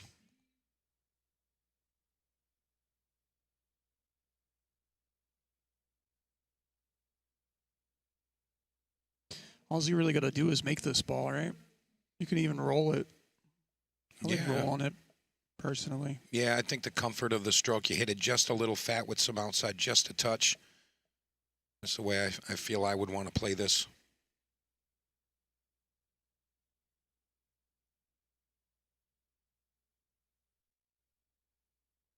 Not sure really what he's. I mean, the 2's in a weird spot, but it's not like he's going to be able to make the 2 go into a different spot. So maybe he's going to. Maybe he wants to draw it to have more control from the 2 to the 3. Because after that, everything's pretty open. But even if he makes this tough 1, it could be difficult to get. Actually, look at it at that angle. He should be able to cut the 3 right in the side from off the 2. Yeah, I don't think he really has to do much with it after that. I don't love jacking up here, but maybe he just feels more comfortable hitting low. Yeah, Yeah, that was a tall order. I liked your shot, Bo. just roll it in. Yeah, roll it through. I mean, you don't have to baby it, but, a little more than pocket speed. I think if he wasn't on the rail there, then maybe You know, putting a little low on it is fine. Yeah, Keith mishit that one just a little bit. He does come out okay. Bump off the idle hair here to just come up table a touch more. Wow. I don't think you needed to do that at all. I think he kind of misjudged how far the ball was off the rail. Yeah, I think all he had to do was gently graze the 8 and it would come up table a little bit, and then you have a very natural line from the 3 to the 4. He had a lot of right spin on that. I think he threw it into the point. Well, now you got Steve Mack contemplating maybe a carom on the 9 ball. You know, if he plays at the right speed, he might be able to get the 2 ball up table over near the 6. Yeah, Angle looks a little deceiving here. I was thinking he could probably play the 2 by the side pocket and the carom at the same time. Oh, he did not go for it. I'm shocked. I think this is a case of Steve really just, you know, using his abilities. You know, he's, again, a mover. Likes to play one pocket, play last pocket 8 ball. He likes to move the cue ball around. It's one of his strong suits. But, yeah, I don't know. That thing was sitting pretty nice for the carom. I thought so, too. Yeah. Maybe you need some scratch pool. I'm surprised he let up on it. I mean, you know, he didn't swing at it, but now the balls are sitting funny. A little bit here. The 5 is in a tricky spot. I mean, if you can get kind of flat on it and play the combination, get the 5 ball to go down towards that corner where he's going to shoot the 2 now, I think he'd be okay. But I agree with you. This table is funny now. Not as straightforward as it was just a few seconds ago. Yeah, he really probably wants to be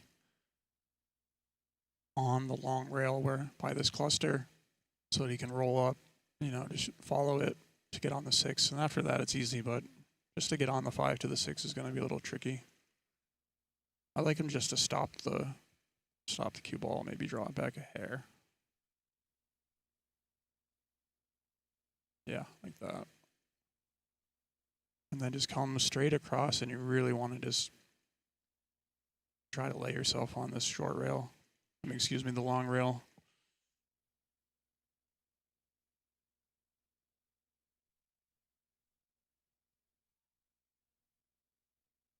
Yeah, I feel like he wants to be maybe just a touch higher. I don't know. You want him to go underneath this here? Yeah, just like that. Play the carom like 5 cue ball off the 5 into the 8. Yeah, he's on the wrong side of the ball now. He might be dead straight where he can follow up short side, but I liked him to keep the heavy angle and go on the Snookers logo side of the 6 ball. But he's actually fine because he got dead straight. Yeah, there's a chance he just rubs the 7 soft, but I feel like he's going to play the carom shot here. Yeah. I mean, he did bump into the 7, but he's missing the 5 ball. Should be easy pickings for Keith. Yeah. All right. Keith just still needs to get some comfort on the table. He's not shooting a ton of shots consecutively, but yeah, I like that he didn't try to hold that. That's definitely the shot. Yeah. Looks pretty comfortable there. Yeah, and that's showing you what you were talking about. That's showing the viewers what kind of player Keith is. I didn't like that.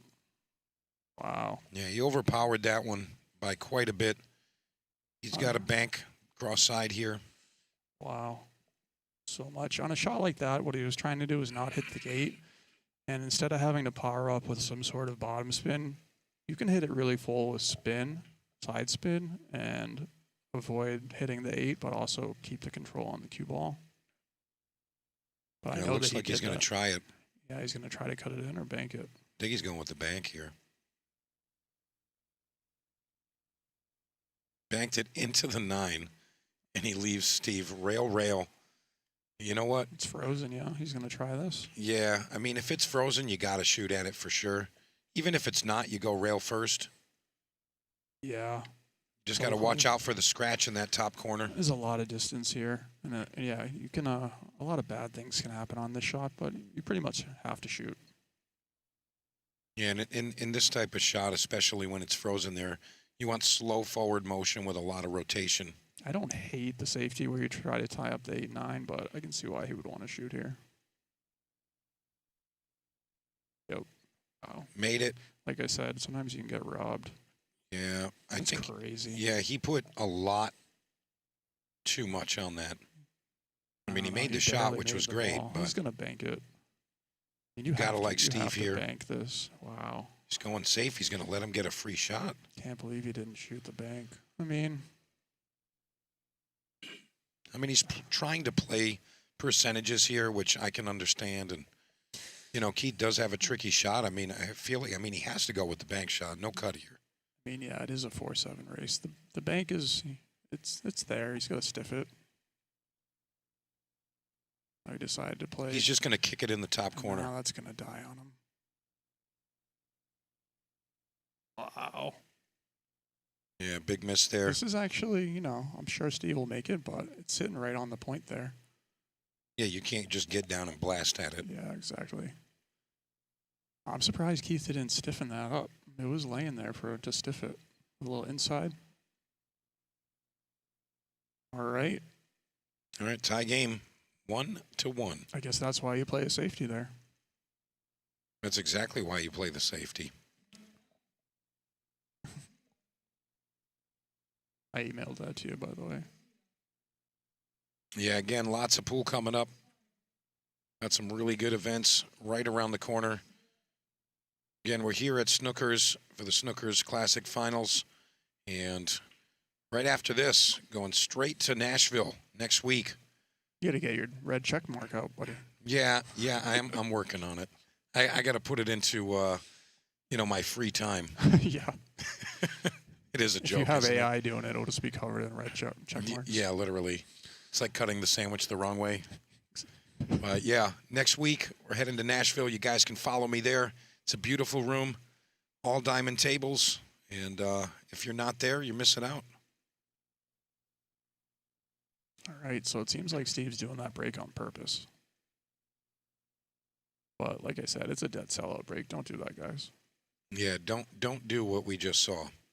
Yeah. Because then all the balls are right in front of the pocket and your opponent has first shot. Like the one just literally dresses up. I think he's trying to make it, but a guy like Steve should be able to figure out that cut break and make the one. Yeah. More times than he's going to miss it.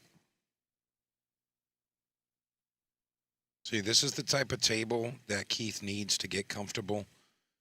He didn't give his best effort on the 9-ball bank that Steve gave him, but he needs a couple of comfort shots to really just feel out the equipment, get the speed down, figure out the rails, how the balls are reacting, and once he gets a lot of that information logged, I think we're going to see him kind of turn up the heat. He's got to be conscious about what he does here. I'd like to see him maybe bump the 6 off the rail. Like that. He hit a great shot. Is he going to get perfect? That's pretty good right there. It's hard to ask for more than that from there. Yeah, he hit that really well. And needs to slow down a little bit, though. That's okay. He's getting haste in his step, and that's what got him in trouble getting off angle on the 8 in the last rack. He's probably going to have to shoot this 3 rails, the 8. All right, now it's a little challenging, but he should be okay. I like going forward with the inside spin here. He pretty much had no choice. Yep, great shot. Really nice. How quick did he make that rack? Just gone. Yeah. Looks really comfortable. Very nice. Yeah, that's the 600 Keith you don't really want to be playing against. Yeah. Yeah, his ability to just pocket a ball and with shape, he's got that down. He's got that down pretty well.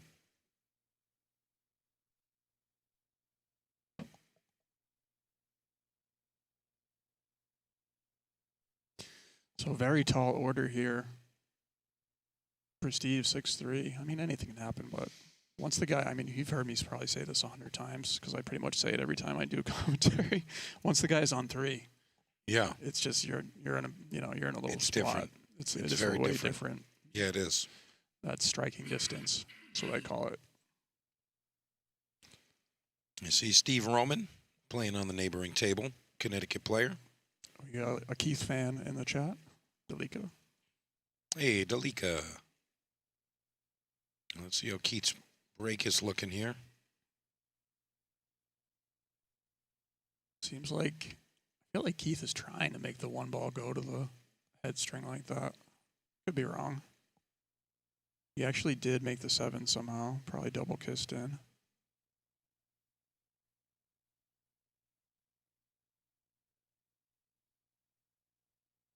I think he's going to try to get his cue ball over where the 3 is. I'd like to see him thin it and come back underneath. Yeah, I was Try to get the thinking- cue ball between the 4 and the 6.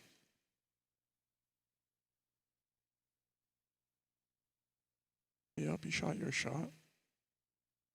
I've been watching Keith Platt shoot pool for a very long time. Kind of know some of his style choices. I think he left the window through the 2 and the 4 here pretty good. Could be wrong. I think it's there. Just a little spin. Maybe doesn't even need the spin. I think you're going to see him maybe masse at this. Yeah, he could masse.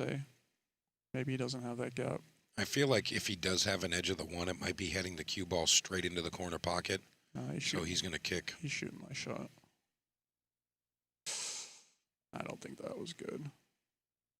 Oh, Keith's calling it good. Keith said thumbs up. That's good. All right, he was at the table. Watch We it can watch again. Yeah, maybe it was good.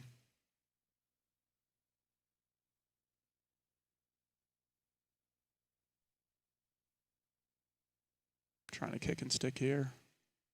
Yep. I wanted to hit the 1 a little fuller. Yeah, I mean, I don't know if that's the actual game loser, but if he can get a really good line on the 2 ball, it could possibly be. Yeah, I'd like to have the cue ball right where it is right now if you could. Yeah. Big stroke coming up here. That's pretty good. It's just awkward enough where he can't roll into the Yeah. 4 here. He might be able to go by the 4 and come 1 rail at it, 1 or 2 rails. All right, that's the shot all day. Oh, yeah. Yeah, he spun that ball in. Yeah, no, that's a good shot right there. Really nice. I just wasn't sure he was going to be able to do that. Yeah, Steve Mack, very accomplished player.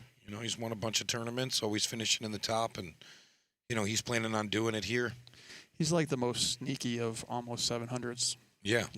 Yeah, he really is. 'Cause, I mean, he can give you that 700-plus game, and you're in deep trouble, but... Perfect. Yeah, just drop back. Yeah. Just a touch. About a half a diamond, maybe Yeah. a little more. It's hard to get super bad from this position. Nice. Yeah, he doesn't really have to do too much. I mean, he can choose if he wants to go to the side or the corner.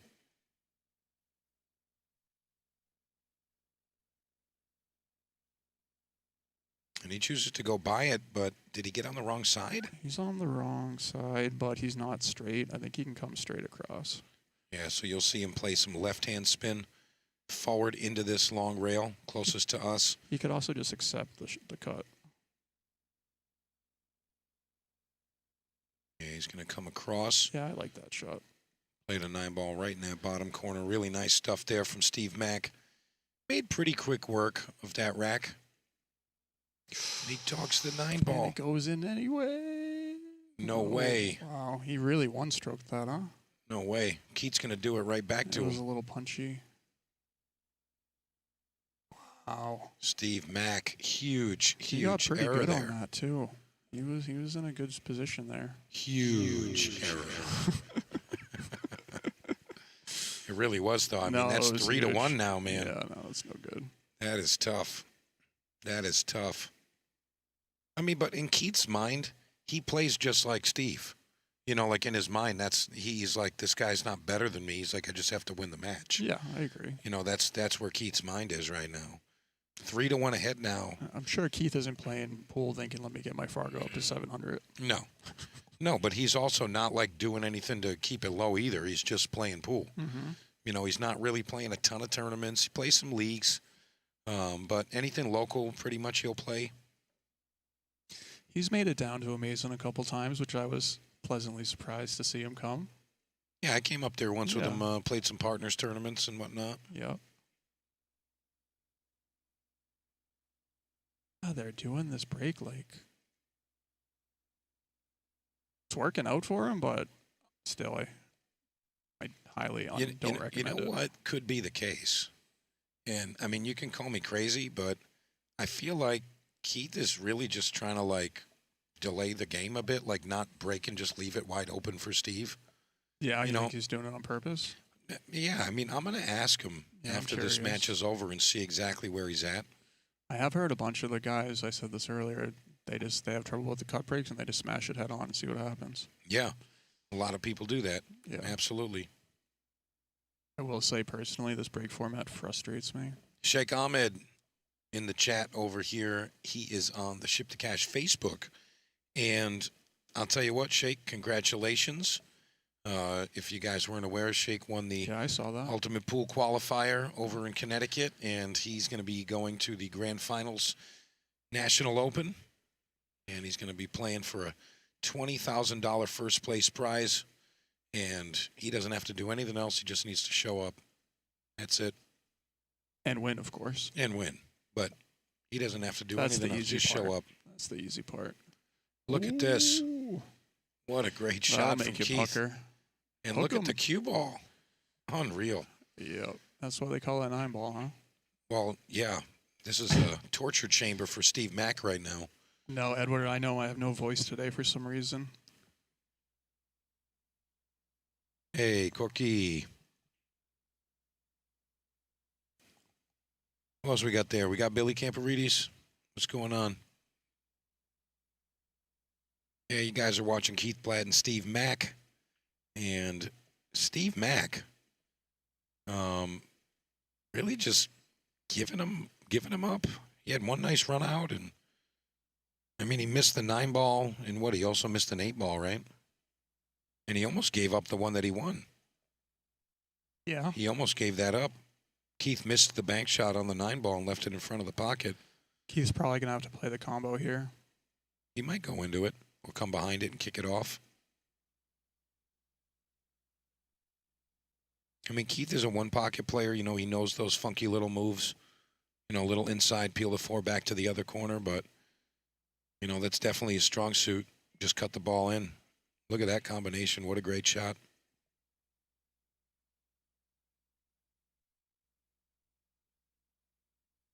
Yeah, you can tell he's starting to get a feel for the table now. And a comfortable Keith Platt.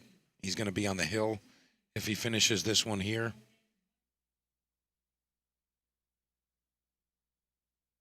Yeah, Steve Mack's got to be sick about it right now. Yeah. Going to go inside here. Yeah, just a touch. Perfect. Very risky, but perfect. Yeah.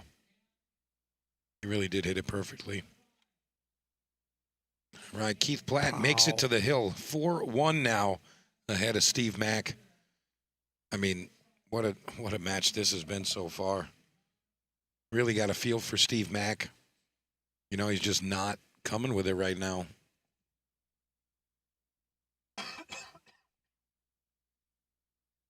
Yeah, and obviously, you know this, Bo, and you guys watching out there, you know that when your opponent is not firing back and you've got that cushion, I mean, you're going to play better. So Keith's going to put another point up. I mean, he might break and run here. Yeah, playing from ahead is obviously takes all the pressure off. Yeah. I mean, not all of it, but it's less stressful, let's say that. And you see he's on the hill 4-1. Bo, you're going to have to play a match pretty soon. Nice. Who am I playing? Some poor guy that's some not guy. going to be able to beat you. Yeah, we'll see. We will see. Keith looking all stoic. See, Sweating. Keith looks nice. Yeah, he does. He looks nice. Yeah, he does. He's got his jam up on. He's got the name on the shirt. He Yeah, looks nice. Very clean. He looks like a pool player. Exactly. Yeah. It's a little sporty, a little classy. You know, it's nice. All right. So yeah, this break is crazy because he's made a ball most of the time, but it's just don't break like this, guys. Yeah, not a good idea. Just don't do that. You see what they're doing? Don't do that. Don't do that. honest. If you play 10 ball when you go up to play this 9 ball, just don't break like it's 10 ball. Matt Rez, my man. Thank you very much. Nice to hear from you. Hello, sir. Matt's like, I was going to play this tournament, but I'm on a boat or something right now. Yeah. Good choice. Yeah, he's got like 8 supermodels and his wife. Couple of dogs. So 9 supermodels is what you're saying. Huh? Living the res life. That's what he does. Steve Mack, man, living on the edge with these shots. Really not getting super comfortable. Yeah, I was curious to see if he was going to slow way down or just kind of free stroke from here. Yeah, it looks like we're going to get the street free stroke version. Yep. And I like that better for him. Yeah. And to be fair, I noticed that he's wearing headphones.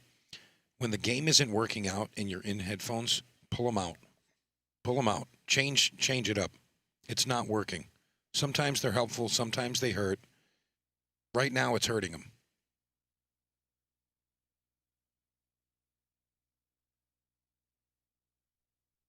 Gotta like Steve to finish this one, though. Look, he overdraws this. It's a hair, but this is okay. Yeah, he can even stay on this side with a little touch of inside. I don't know how he wants to play it. Oh, I don't like that. Okay, he got there. I thought for sure he was going to be shorter. Yeah, it didn't look like he had a lot of power there. Okay. All right. He looked good there. I mean, that's how he looked the whole time before he missed that 9. I feel like he just missed it. All right, 4-2 now as we continue. This is a winner's side match. And again, it's a 7-5 race, but Keith is on the hill. Steve Mack cannot afford to make any errors at all. 0 errors. If you guys want to see the bracket, you can go to Digital Pool and click on tournaments, and you can type in Snookers Amateur, and it will pop up. I'm sure it's posted in other places, but if you can't find it, that's a quick and easy way to do it. You can sweat all the live scoring. I'm sure some people are using it. I can guarantee some of them are not as well. Yeah. But in just a second, I'll get us privy to that bracket as well.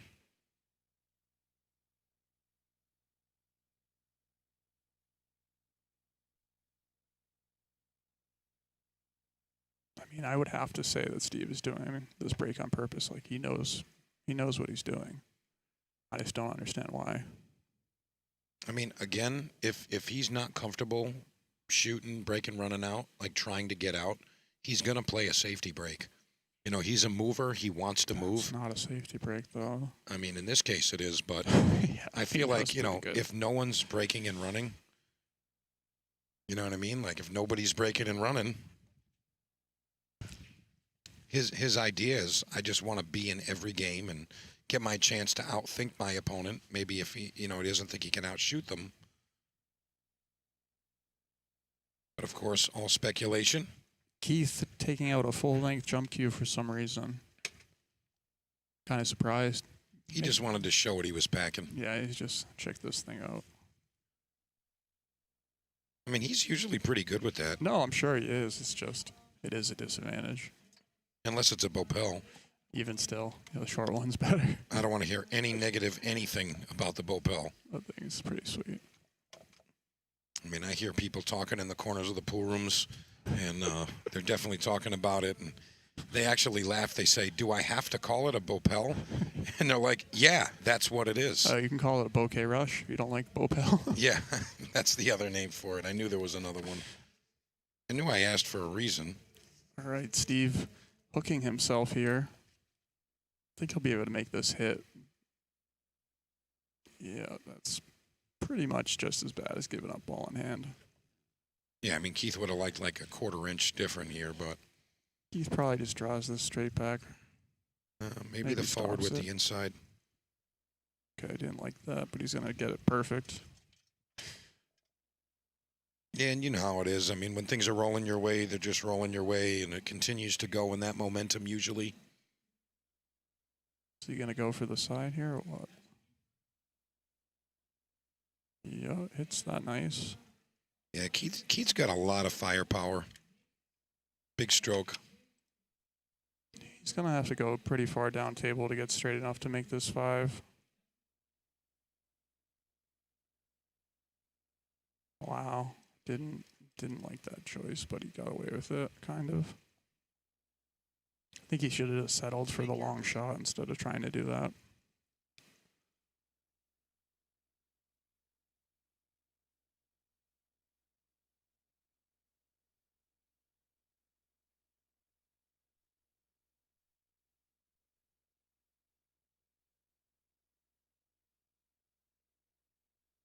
That was a big shot right there.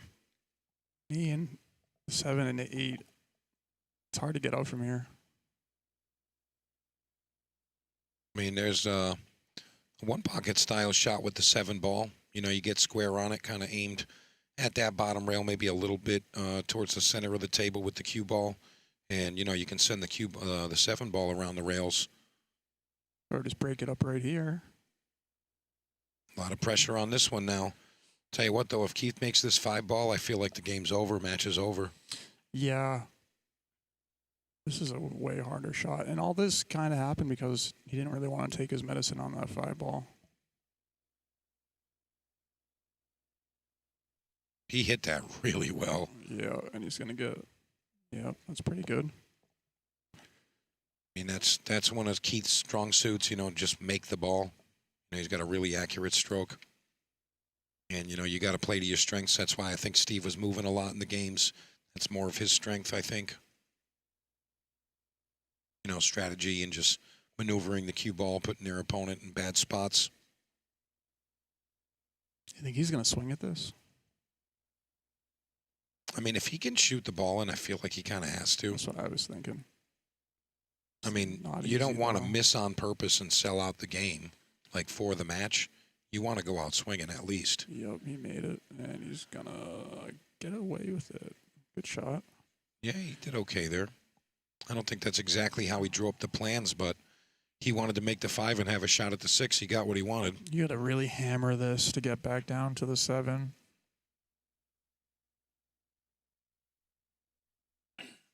This is a hard shot to get on the 7. I feel like he's got the angle he can come 2 rails here. That just makes it very hard. But yeah, you could. Yep. Just make it 3 rails. Need some luck here, Steve Mack. He's going to get it. Maybe not. Not enough luck, though. Yeah, it looks like he's left him the 6. He might be able to make it outright or just... Oh, Keith's going to twist the knife.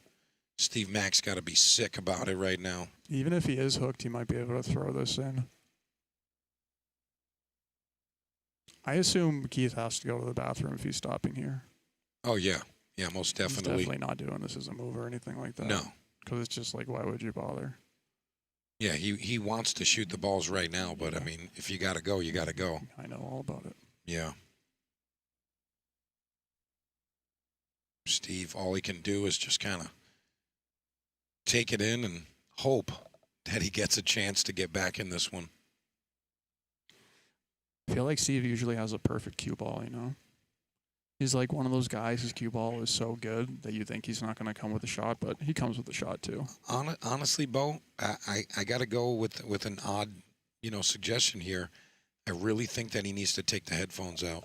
Yeah, I mean, Like, if it's I don't not know if working- he normally does that or what. No, I mean, he does and he doesn't, but, like, I just feel like you know, if it's not working, get it out of there. He doesn't look like him.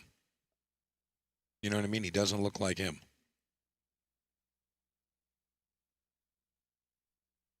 He's not doing the same maneuvers. He doesn't look like the same level of Steve Mack that we're used to. Steve Roman over here playing. Who's he playing?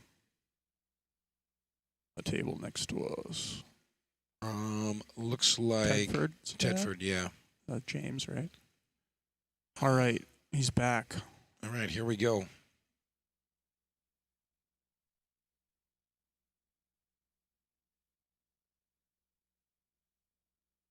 All right, so he had the whole ball there. And he's got the perfect little angle here. Probably wants to get on the rail. Wow. He'll be okay, but I did not like that. I don't know if I like that either, but Keith Blatt doing what he does. Can he make it happen here? This is for a 5-2 victory. Oh, no.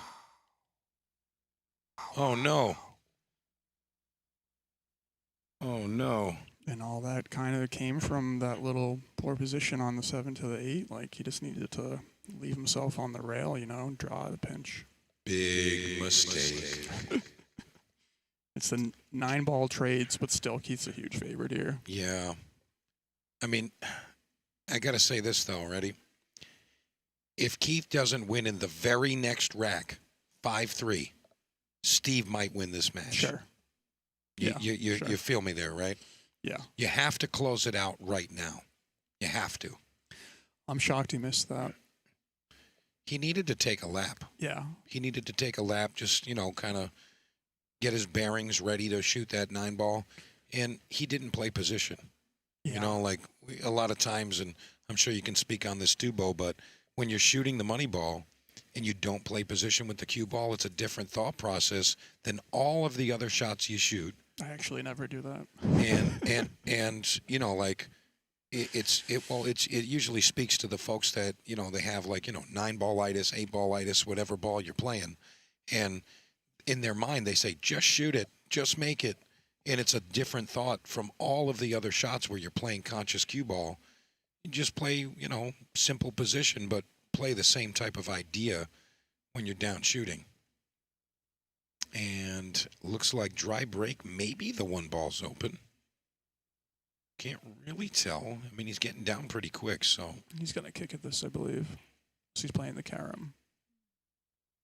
He's like, you know what? And he almost made the 9-2. He's like, I'm a little upset that I'm still playing this match. He's going to hit this 9 million miles an hour, I feel like.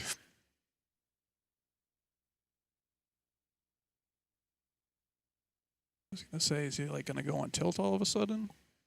I mean, he kind of looks like he is. I know. It's like, what do you mean, just win? You still have a huge lead. It's like he just robbed the bank. He's got $5 million in his hand, and there's like $62 on the floor, and he's like, he just robbed the bank. I got to go back into the bank and go pick up the $62. Yeah, pretty much. And he might drop the $5 million on his way back in the door. You just got to close it up. You like that one, Bo? Yeah, I have like a whole bunch in my brain right now, but I'm going to leave him. I'm going to let him sit there. That's all right. All right, a good chance for, if he can just drain this one, yeah. Or leave a 1-9 combination. Yeah, leave some sort of carom combo. That's, I mean. 1,000% he's swinging here. Of course he is. All right, for the win, Keith Blatt. It is so good. He hit that perfect. So Quite good. literally perfect. All right. Keith got it done pretty handedly there, huh? Yeah, he did. Yeah, he did. 2 of the 9s he gave him. Kind of.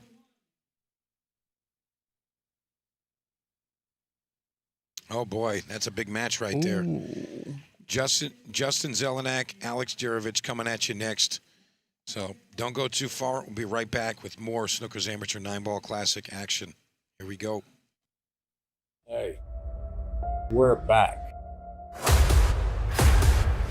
Everything that's happened over the last year is going to come to an end. Some team of amateur pool players are about to win $100,000. That's pretty special. Apron and Southbound are your national champions.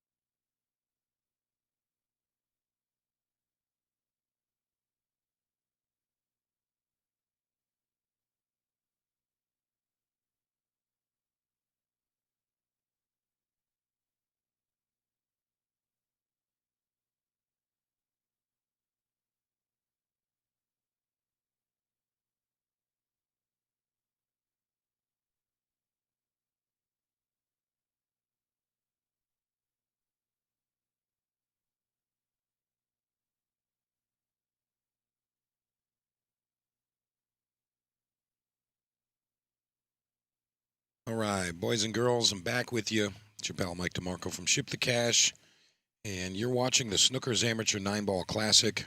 And we're live here in Providence, Rhode Island at Snookers. Right now, we've got Justin Zelenak and the talk of the town for the weekend, Alex Jurovich. Got to say, Justin Zelenak winning Best Dressed. Of course, just poking at the Ship the Cash jersey. Don't forget, if you want to order one of those, you can reach out to me. I'll get you situated ASAP. Actually got an order today.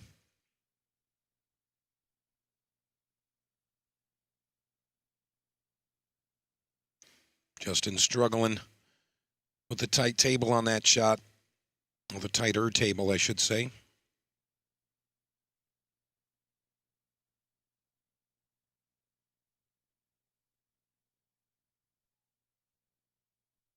Yeah, Alex Jurovich, he's been kind of the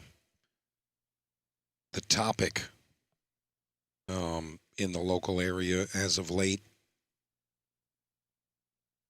You know, he performed some pretty amazing stuff in the last few months. You know, there was actually a few months ago, maybe about 2 months to be exact, but you know, he came to the Wednesday night tournament here at Snookers and he won 3 weeks in a row. And I want to say he might have been runner-up the 4th week, but you know, he had to play a bunch of strong players and really just get the job done. And winning a tournament like that, I mean, anybody could win once, but 3 times in a row, guys like Joe Dupuis and Lucas Fracasso-Werner was in some of those. And I mean, such a tough bracket to get through 3 times in a row right here in this room. So he was the blind bid. We kind of always knew that he was going to be that first blind bid. You know, he's been training and really working on his game pretty much every day. And he's also getting a little bit of seasoning as well. You know, he's been traveling a little bit.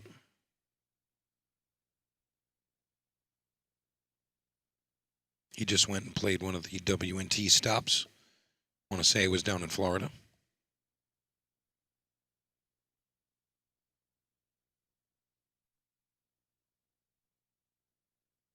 Yeah, he wasn't quite settled on that one. And you know, granted, he could have attempted to try to go around the rails. But Justin Zelenak going to gladly accept.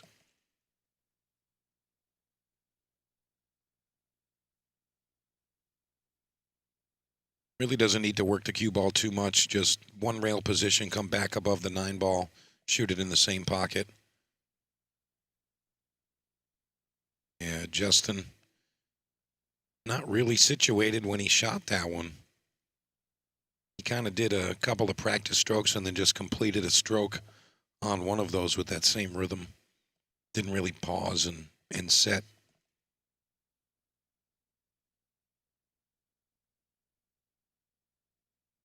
So Alex fortunate to get back to the table, hanging the 7 in the hole. Justin doesn't get the job done. So Alex going to go 4-0 ahead here.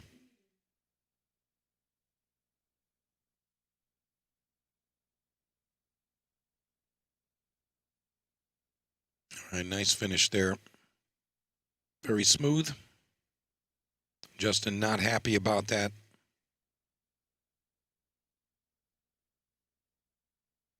And rightfully so. I mean, he had it right there. At least get on the board 3-1. You know, try to fight. But Alex isn't really going to make a ton of mistakes.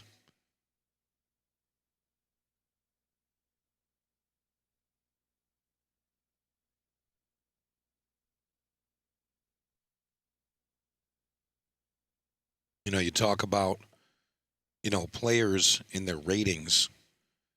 You know, and in this case, you know, I got to say it. I mean, Alex, he's performing above his rating most most occasions. And he's hoping that he can extend that type of run. That was just barely a legal break. Got to get 3 balls past the side pockets, or a combination of balls pocketed and balls past the side pockets. He made 1 ball, got 2 balls past the side, so legal break. He's probably just going to stay underneath the 3 ball here. And you see him coming off that rail. He needed that. He didn't want the cue ball to track towards the 9 and the 8 when he makes this thread 3.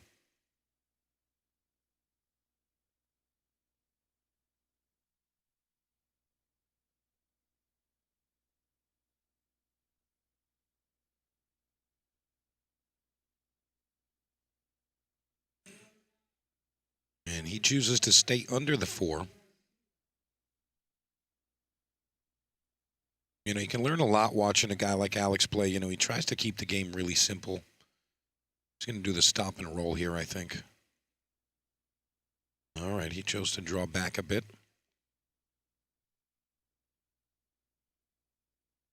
Yeah, he's really just trying to stay locked in the zone.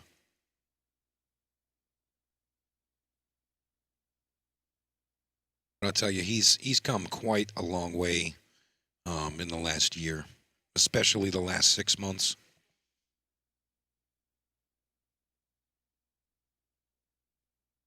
You know, we bring this up every so often when Alex is in the conversation.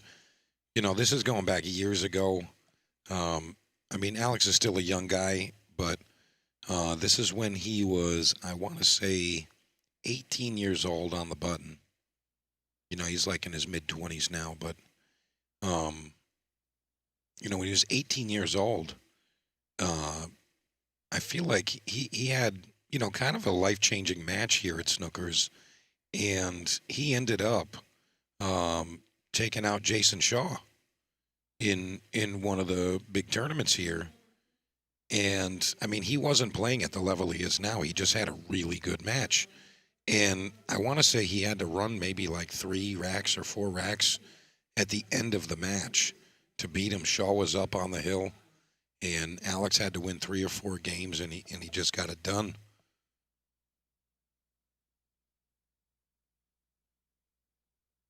Big shot here for Justin.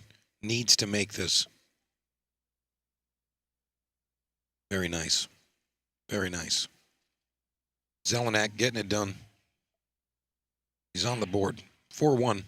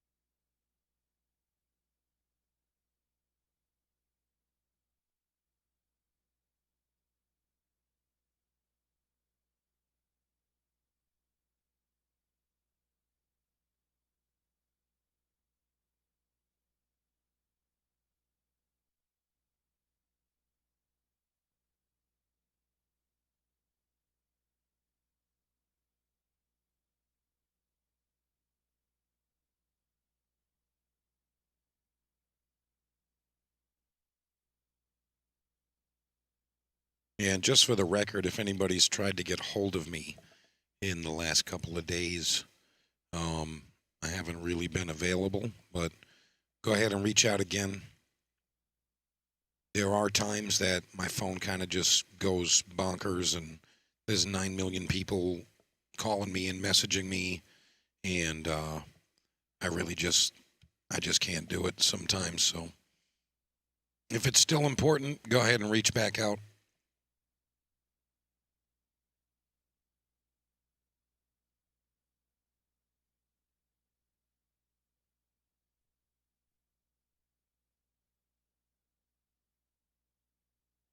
Big swing that last game, actually last two games, where Alex missed the 7 and hung it. Justin failed to get out there, but Alex hung the 8 ball last game, and Justin did get the job done.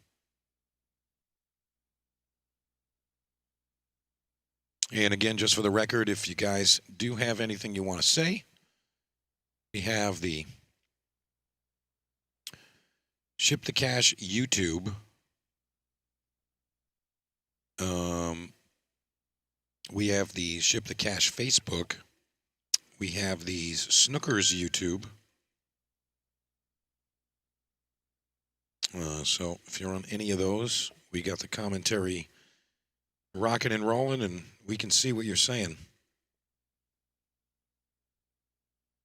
Joanne Corbett asking about brackets. Yeah, so it's Snookers Amateur on Digital Pool.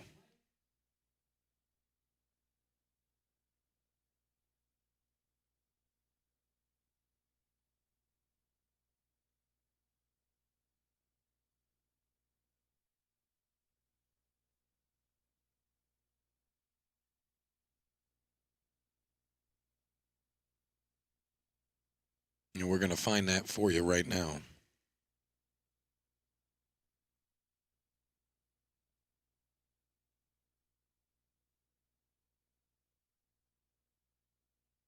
So if you go to digitalpool.com and just go to the search tab for its tournaments, if you type in Snookers, it's the first one.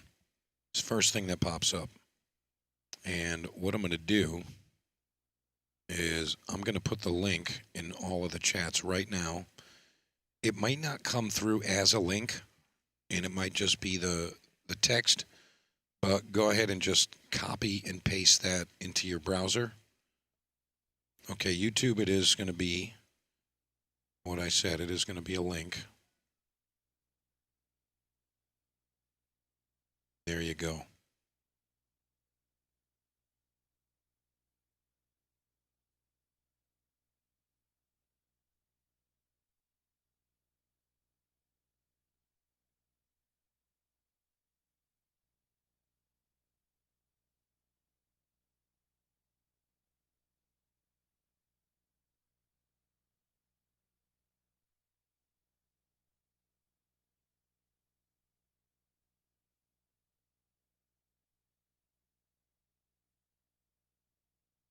Cohen Medeiros, my man, totally forgot, and that was my fault. We got to get some pictures. You guys both had your jerseys on, and I didn't even get any snaps. We should have done that because I had my jersey on too. But maybe tomorrow when we get together. I mean, Monday. Monday we can get together and we can do that thing.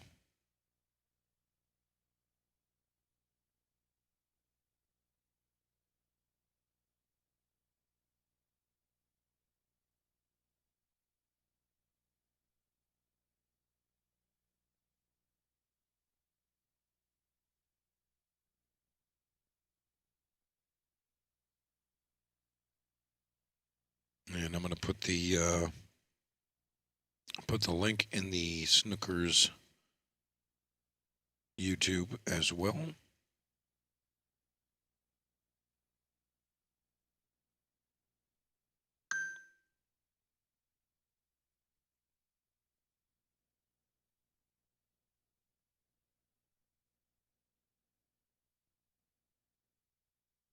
If you guys haven't already done it, please hit the share button. Let everybody watch these matches, root on their favorite players, etc., etc., etc.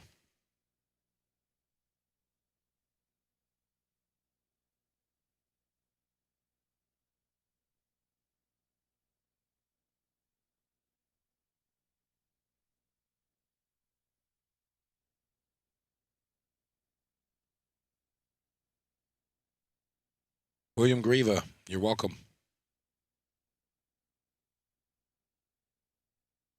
And for those of you watching on Snookers Live Facebook, we got it in there as well.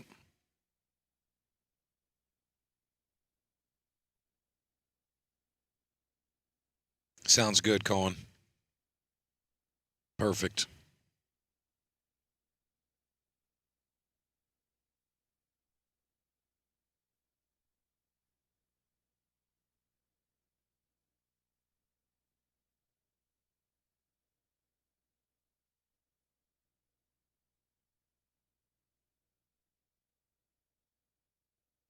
Another 8-ball opportunity here for Justin Zelenak. I mean, it's really his preference. I like the back cut personally, but again, you can kind of do it either way. It's really just player preference, which way he wants to shoot at this.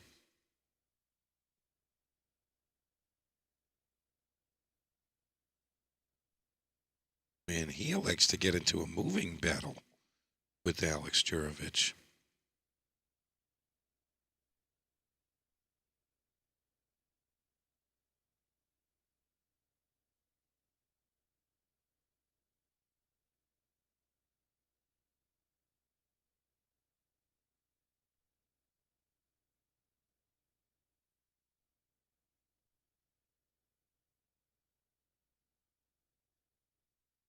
Oh, looks like Alex is just waiting for the neighboring table.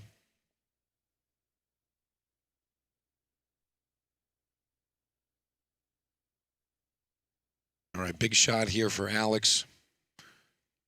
I feel like he's going to just try to hook him on the 9-ball here.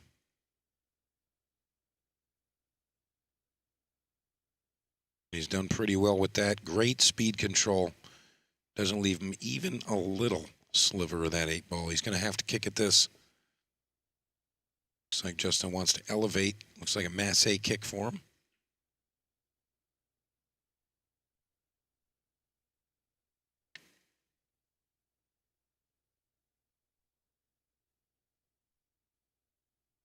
And unbelievable how that one ended up. I think Alex just banks this one to the bottom and sends the cue ball back up table. I don't know if he has enough to make this. Oh, yeah, he does. He can make this. So you got to like him to make the shot. Just got to match up to it, send the cue stick straight down that line. And he's not going to get it done. He's going to give another 8-ball to Mr. Zelenak.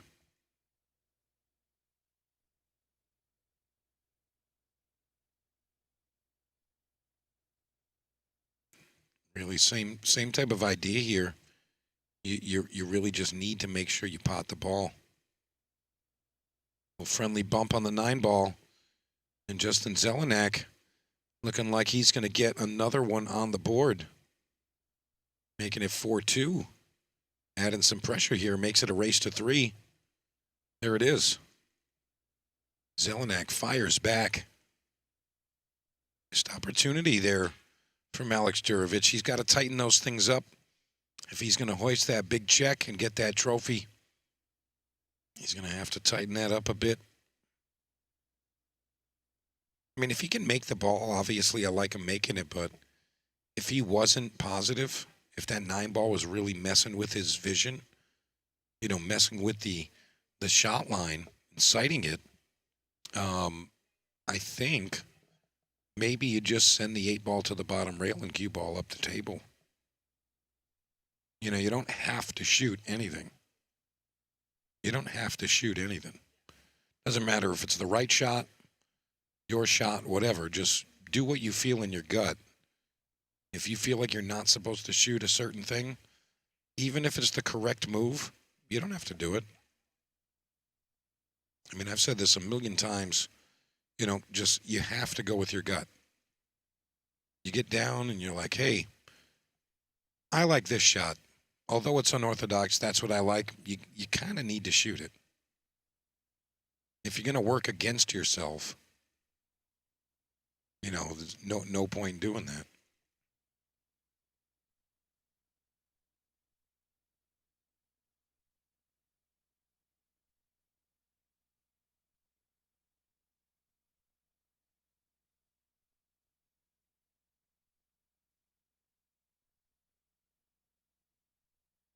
Again, I did put the bracket link in all of the chats on all of the platforms.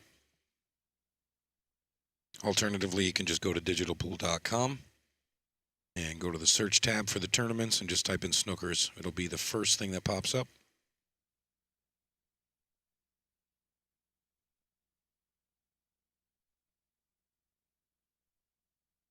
Justin playing a smart shot. Does leave the carom on the 1-5, though.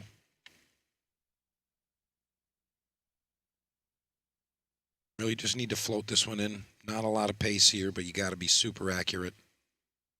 Not hitting the one ball too fat here. Yeah, got to be a little more careful than that. I mean, he hit it at a comfortable pace.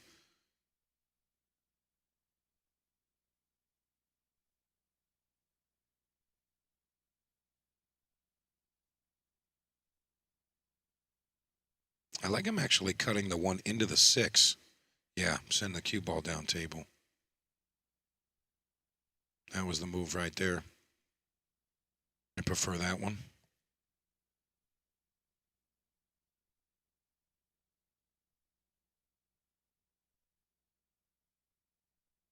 You see a past champion right there on the neighboring table, Brian Chase. What a player that guy is. There was a time where he won this event, and he won with a table-length 1-9 combination. And we call it the combination heard round the world.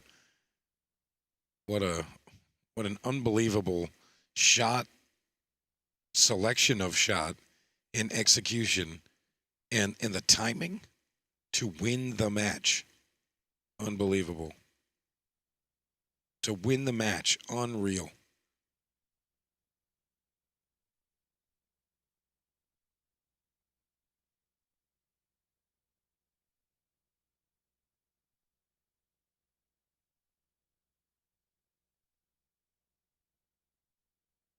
We got a battle here. This is a race to 3 from this point.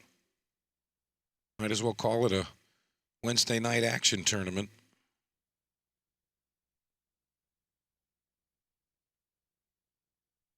Alex, what are we doing here, sir? Just giving it away. Not sure if he's got a bit of a mental distraction maybe, or something's going on. You never really know exactly what's going on with the player. You know, but there's definitely some unforced errors that we're not used to seeing here.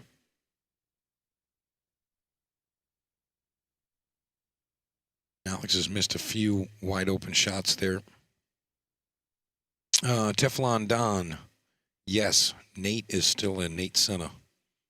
Actually, his last match that I saw, he played Ray McNamara on this table and he won. And I want to say he won that one handily. It was like 4-2.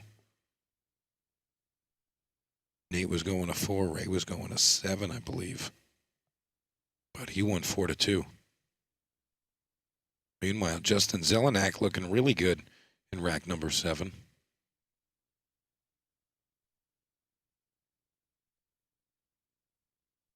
All right, really big shot here. This could possibly be, you know, the match determining shot here. Got to close this one out. Yeah, Justin got a little fortunate there. He hit that one a lot too much. Dug a lot too much on that one. But can he close it out? He's got a pretty good line. Ooh, that's going to sting. That's going to sting. Big shot there. Really big shot there.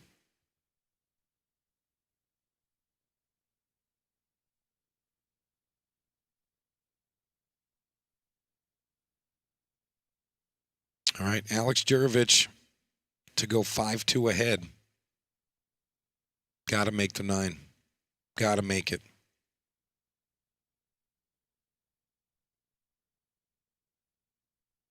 Doesn't make it fall. And Zelenak now with a tricky 9 ball. Very makeable. I know from this vantage point it looks like it's super tough. From here you can see it's a little bit simpler than it may appear.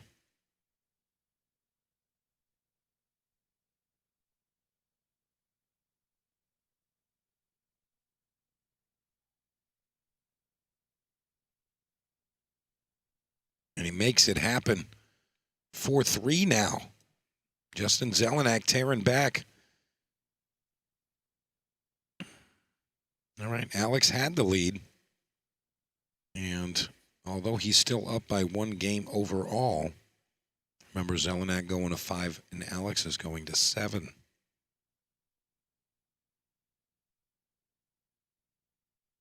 Yeah, we've been talking about some of the upcoming events, and boy, this was my rest of the year schedule, is what we'll call that. And, well, we've gotten through a fair amount. And now this is where we're at.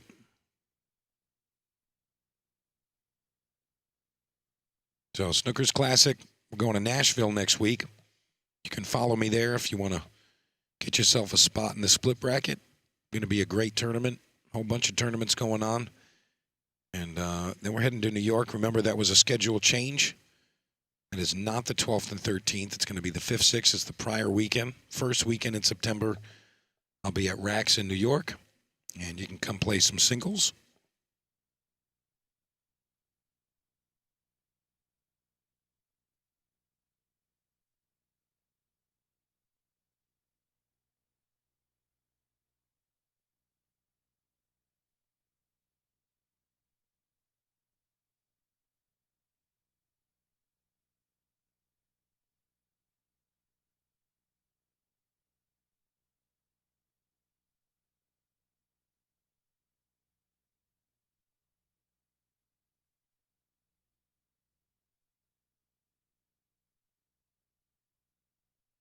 All right, I can give you a heads up on who has been eliminated.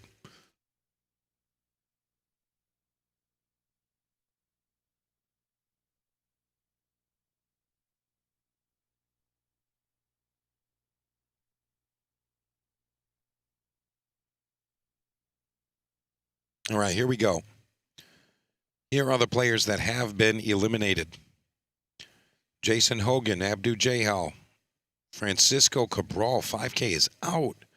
Shane Ryan, Alex Morales-Ortiz, Steve Sutton, Mr. Sutton, Death, knocked out. Van Sy, Nicholas Webby, Jimmy New, Bill O'Mara, Cohen Medeiros, Roger Lococo, Randy Labonte, Pete Bowman, pool playing Pete from Pineapple Street, out already. Paul Cormier, Nick Yale, Steve Medeiros, Alan Jubinville, Matt Baldry was a no-show today. Logan Tedford, Ryan Corrin, Steve Michaud.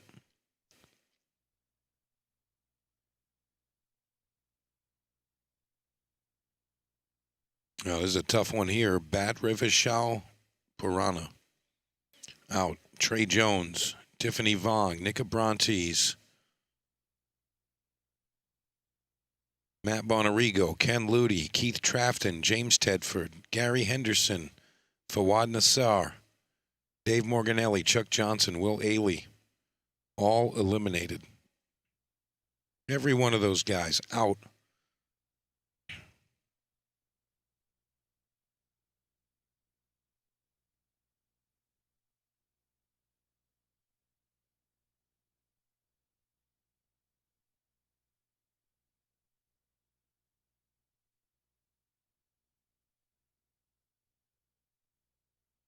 Northeast Billiards.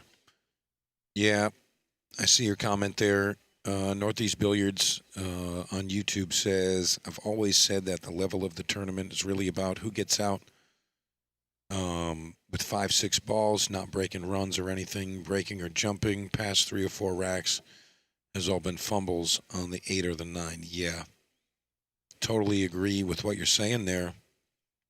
You know, you got to get the job done. Last couple of balls, you can't afford errors there. And Alex Jurovich really needs to dig deep here.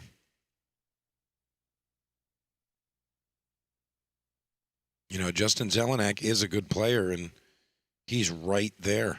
He needs 2. Alex still needing 3. So Alex really just needs to kind of pace himself and just make sure that he's going to get out. He doesn't need to play with haste. A lot of times if you're trailing, you know, us pool players, we tend to kind of pick up the speed around the tables and not really Going to help your case. I mean, the points go up when the points go up.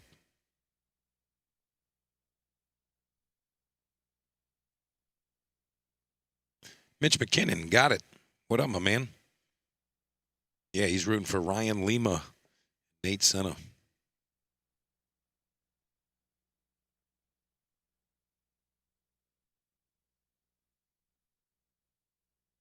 Alex came with a nice shot on the 4-ball, but he's going to come with an even better one here on the 5.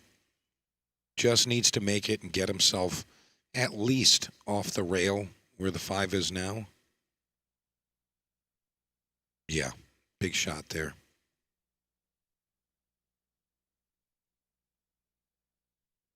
Yeah, it doesn't matter to Alex getting super low on this 8-ball. He just needs to drop in on it. You saw him indicating where he wants to arrive. He just wants to be about 6 inches off the rail. He goes a little further than that. I mean, this is still very comfortable for Alex. I believe he'll drag this one around the backside of the 9-ball 2 rails.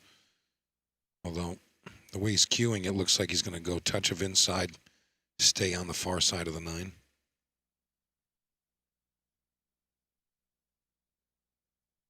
Little distance here, but he should be able to handle this one.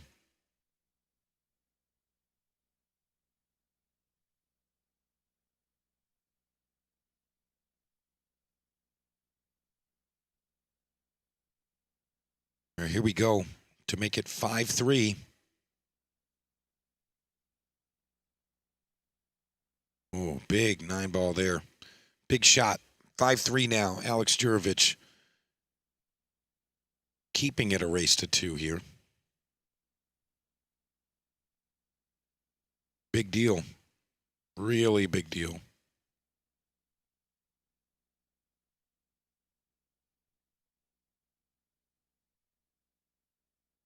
See one of our lovely staff members, Miss Sky.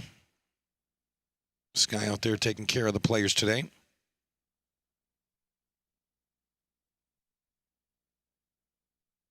All right, rack 9.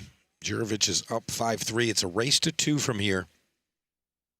So whoever can win 2 more games is going to be the champ. Yeah, Colin, this one's tight. This one's a tight one.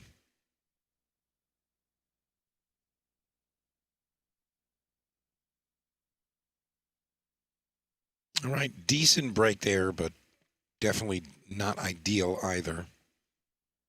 Not sure how Alex is comfortable maneuvering here. I don't think we're going to see any offense. I mean, if he can really just manage the cue ball well, he can just stun it underneath the 5.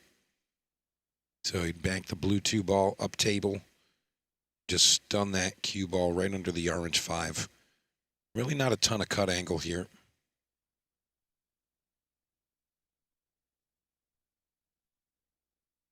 And he says, I'll just bank it in. How about that? Maybe he heard me and just wanted to prove me wrong. Cohen, you got it, bro. No problem. I'll come see you in Laura tomorrow.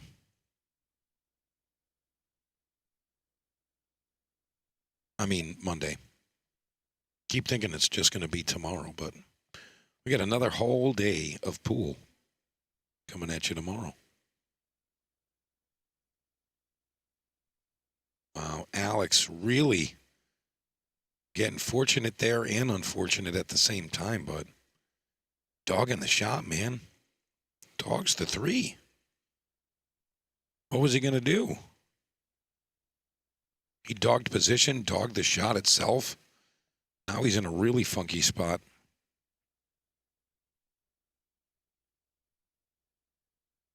He's got to hit this one paper thin and just get some distance. Trying to get the block, I think, might be tricky. Might be asking a little bit much. Just got to hit this one super thin. I don't know if he hit it.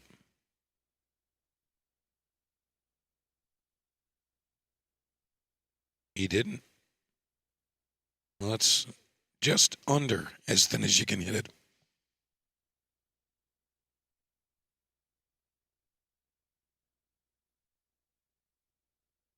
Oh, that's right. Cohen, it's your birthday tomorrow, bro. Oh, boy. Hey, Lily. Who are you rooting for this weekend, Lily? Who's your favorite in the tournament? Who do you like to win?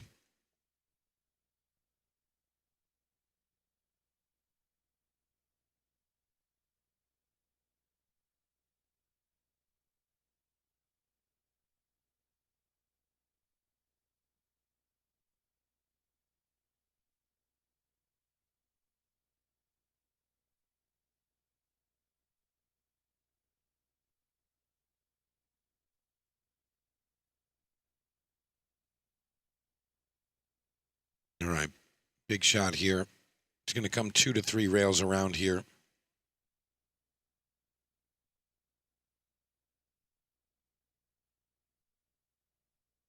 And he does not like this angle. Cue ball is going to be traveling here. See, the problem with this one is that if he plays this and he wants the cue ball to come back down table, it's not really natural to go to the 7 ball again to get it on that side. So I'm curious how he's going to play this one. There's a few ways to do it. There's going to be player preference.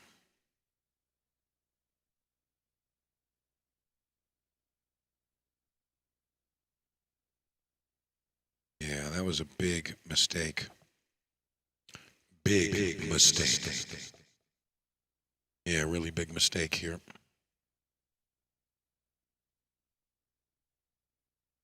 I mean, that could lose the set. It could lose the tournament. This is a good match. This is a tight one. Zelenak, another really strong player, especially for his rating. You know, he can put the balls away. He can run out.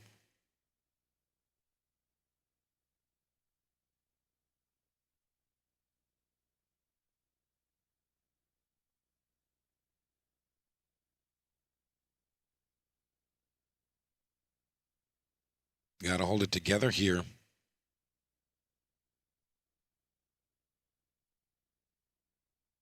See, Justin does that a little bit. I notice, you know, he kind of allows the stroke to dictate everything.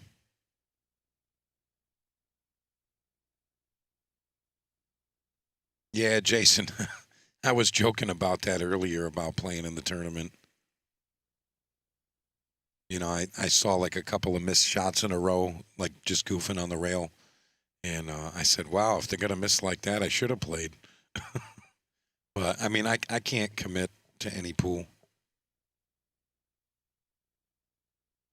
I can't commit to any pool. I jump in like just, you know, whenever I can with whatever game I got at that moment. I don't plan ahead to play pool. I almost did. I was supposed to go on a trip coming up, but I decided against it. I really don't have any free time to do it. Thank you, Jason. Yeah, if I am like in pool, playing, practicing, whatever, just not super cold, you know, I can play pretty well, but you know, like just jumping in out of nowhere, it's so tough. And with the work that I'm doing right now, I got no sleep. None whatsoever. I mean, even last night, I think I only got like 3 hours, somewhere around there. But that is not a complaint, by the way. I have a saying, and I think all of us could definitely benefit from this sentiment, and I think your friends will thank you for it. But if you do something on purpose, you cannot complain about it. So you don't like your job, your spouse, your situation, whatever it is, you don't like your job, anything, whatever. Change it. Do something different. Because if you did it on purpose, you don't get that card. So I chose this sleepless craziness of a life, so you're never going to hear me say that I don't like it or how brutal it is. I mean, I can tell you all the stuff, but I asked for it, so I'll embrace that.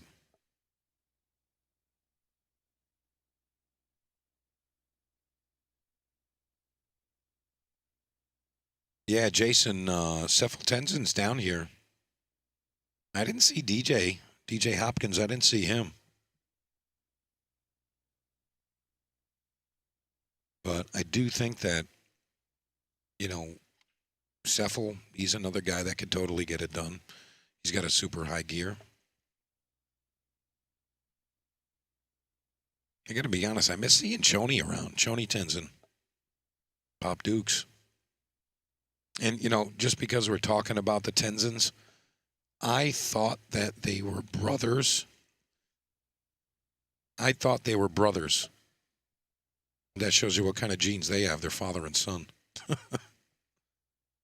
I literally thought they were just brothers, like older, younger brother.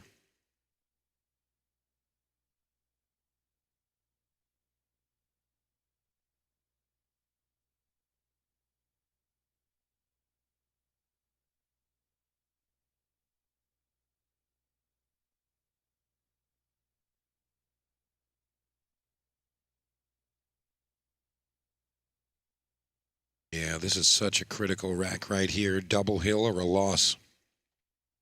Alex Jurevich really needs to come with something here. Just, you know, close it out. Big missed opportunity there from Justin in the previous game. You know, he's right there. Justin is right there.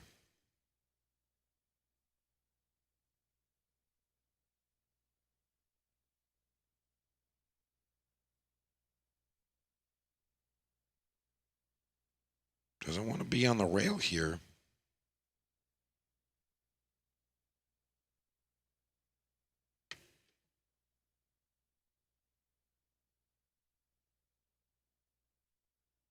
Makes this shot a lot more difficult.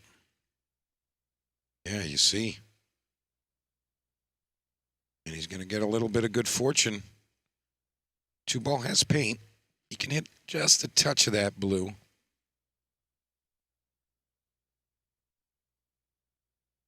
Justin may try to swing this one around.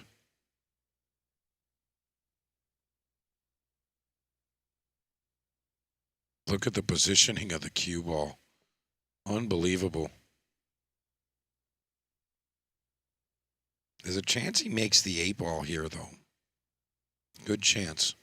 And I actually like him two-railing this one. The bottom right corner from our perspective, you know, goes short rail, long rail.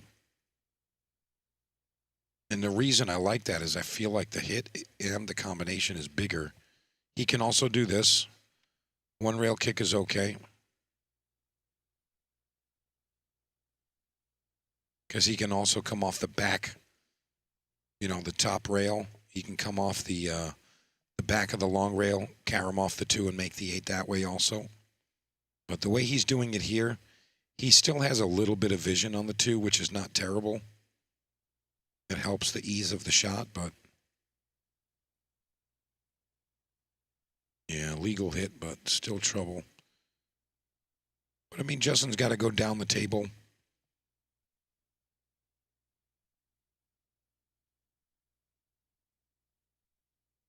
You see combination here. Hopefully the 2-ball cooperates and stays right in front of the pocket.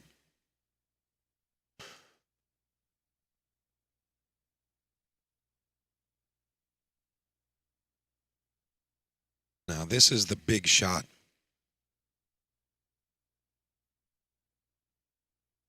This is the big one right here.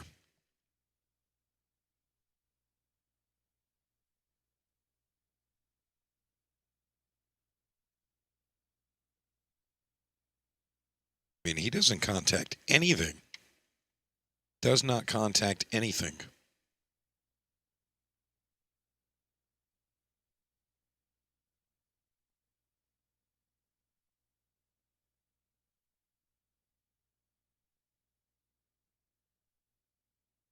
Yeah, that's the way you play that one, Justin. Mr. Zelenak coming with some strong shots here.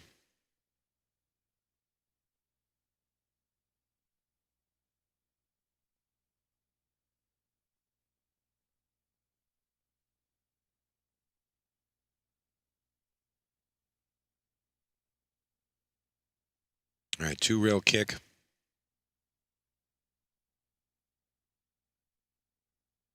Alex ends up hitting the point of the side with the cue ball. You can tell both players feeling the heat of the rack right now. Zelenak knows he's fighting for his life. Alex feels very similar.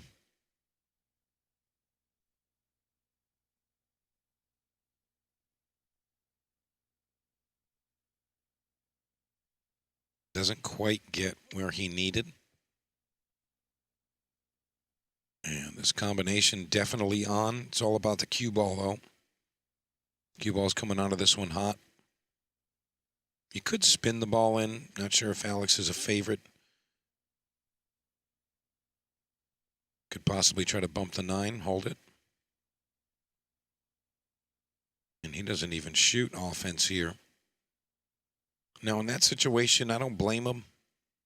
You know, put some pressure on Justin. But if you can make a shot and just win the game, I feel like you should try that one. But again, go with your gut.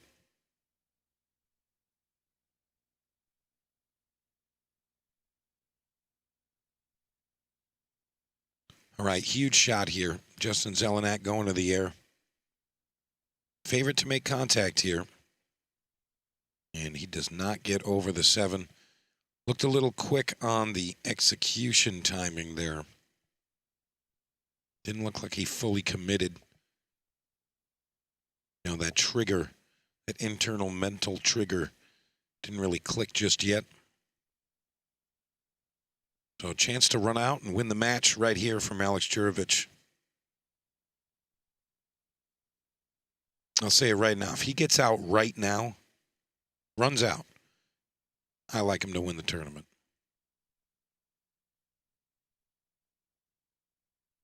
Got to get out right now, though. No more safeties, none of that.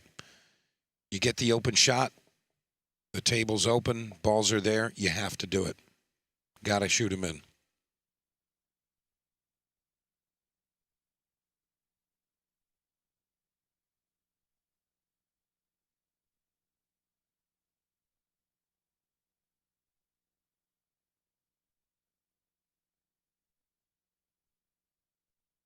All right, he's got an angle here.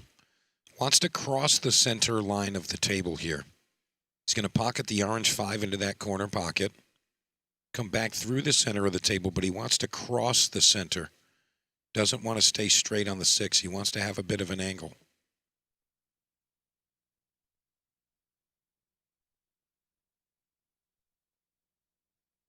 Flirting with danger.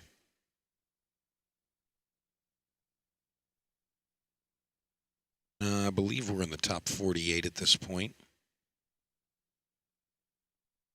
No, we're in the top 24. We're on the top 24 today. Remember, the final group is going to come back tomorrow.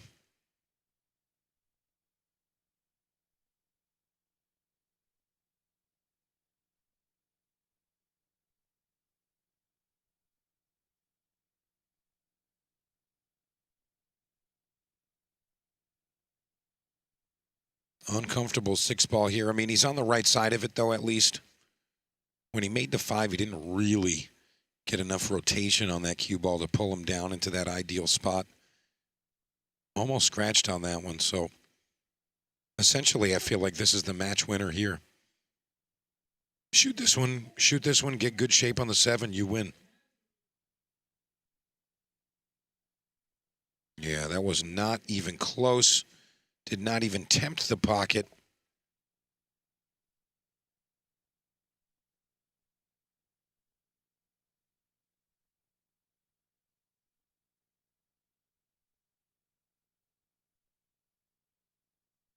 All right, Justin needs to dig deep here, get the job done.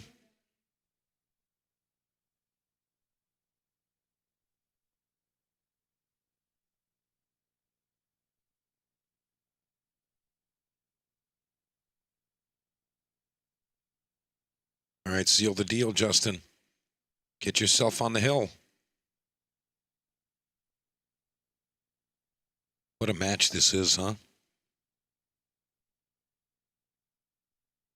Fred Suyer, my man. Thought I'd see you here this weekend. Sneaky Steve is playing Bo Powers on table 3. All right, boys and girls, we have a hill match right now.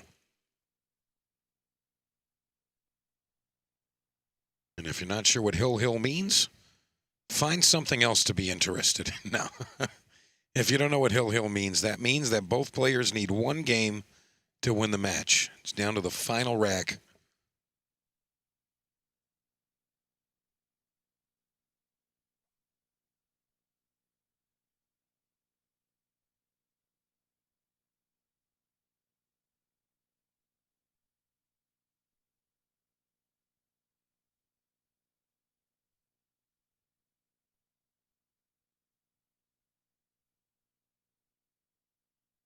Yeah, folks, don't forget, if you are watching, make sure that you are following and liking, subscribing, all that stuff. Make sure that you know where to find the pool action when we go live next. You know, do it on all of the pages.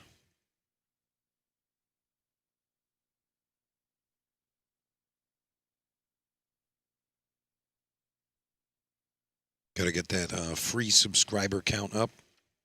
So make sure you take care of that.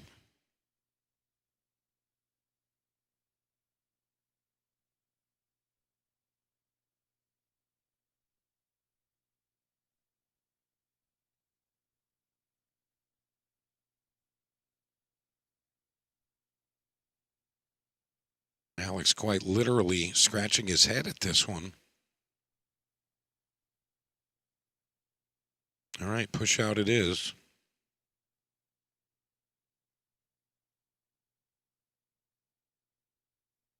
I'm curious what Alex's thought is here. Likely a bank two-way shot. Try to make it happen that way.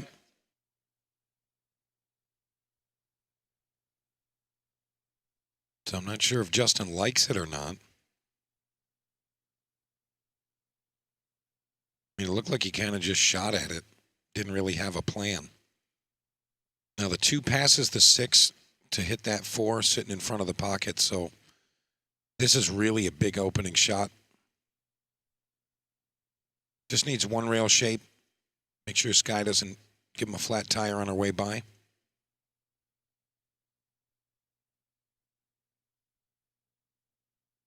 I don't know. Did he leave enough? Looks like he did. Now, Alex likes to kind of stay down while he's shooting, but he almost didn't make that. He really needs to just kind of, calm himself and find that rhythm again. Hasn't really been playing that way.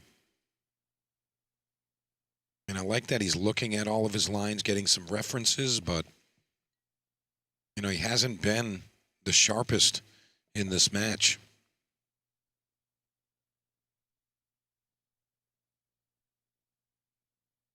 He's given Justin a lot of stuff late in the rack. He's given him a 7. He's given him an 8 ball.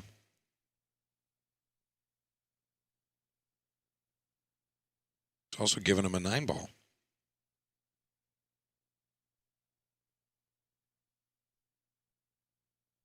And, those things happen. Sometimes when you're out there playing, you're in the tournament, and, you're feeling good, and then you go out there and just one match just, racks your brain. It can happen.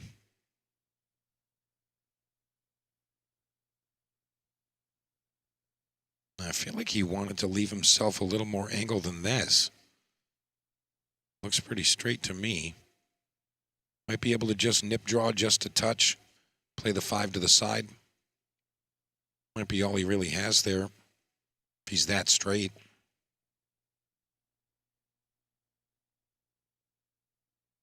Really nice control there, but side pockets from this angle, really small. I mean, if he's going to go to the corner, got to go all the way through the ball.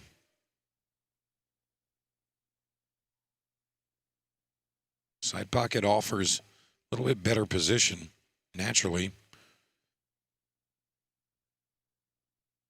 Big shot there.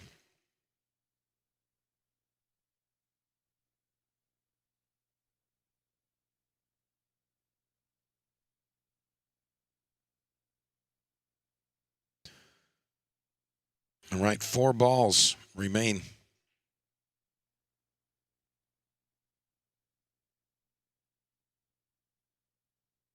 Again, slightly less than ideal. Still going to work, but it's got to tighten up. One rail position here. Doesn't need to pound this.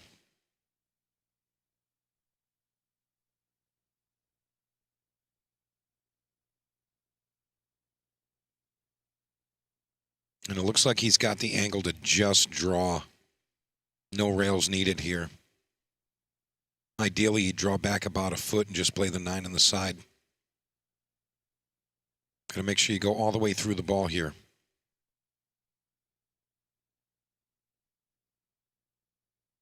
And Alex Jerovich is going to do it. He throws his hands up and says, "Oh my God." All right, here we go for the win.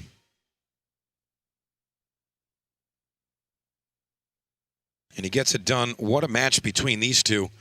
Justin Zelenak, what a fighter. That match was very, very, very close. All right, I'm going to get another one rocking shortly. So I will be back with another match. And I don't know who it's going to be. But when I come back, there it'll be. It'll be there. So there you have it. All right, quick word from our friends at Ultimate Pool, and we'll be back with some more tournament action. The Snookers Amateur 9-Ball Classic. Hey, we're back. Everything that's happened over the last year is going to come to an end. Some team of amateur pool players are about to win $100,000. That's pretty special. Everyone is southbound are your national champions.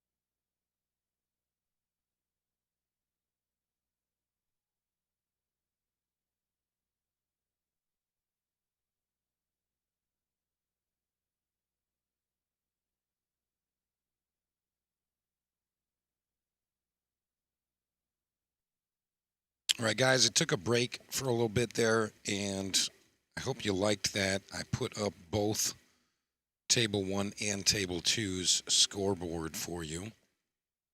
I know if I was watching pool, I'd be wanting to see that myself. And right now, a kind of a barn burner of a match. Jamison Harpool, Ryan Lima. You know, it's been kind of a slow-paced match. Definitely a grinder match. In our neighboring table, we got Cody Porter, Steve Edmiston. That's Maine versus Connecticut.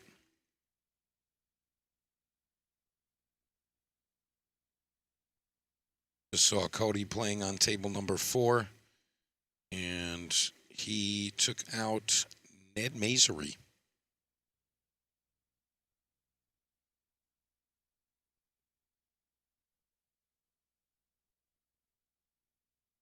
Ned had a pretty good run. He lost his first match and then had 3 wins, then just lost to Cody there. So this table 2's match is a B-side match. Steve Edmiston lost to Bo Powers earlier. And if you weren't aware and you were watching the other table just a few minutes ago, Bo Powers took out Mr. Alex Jurovich and sent him to the B-side. Bo Powers, definitely a tough competitor. And honestly, I love betting on Bo. You know, obviously, you know, like knowing the back end of pool, you know, working the events and hosting tournaments and doing the promotions and talking to all the players and all of that stuff. It kind of, you know, makes me a little biased towards a guy like Bo that does a lot of that work. And makes me really just want to root for him. Great shot there from Ryan Lima. But, you know, I like betting on people that deserve the win. Doesn't really matter if they're really super strong or not. I like betting on people that put in a ton of work for pool, and you know, that's what I like. So I'll tell you what, as soon as this rack is over, I'll actually show you guys exactly where we're at.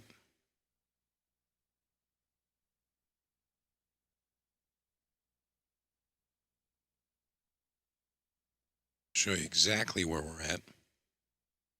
And I'll let you know who's eliminated and who's still rocking and rolling.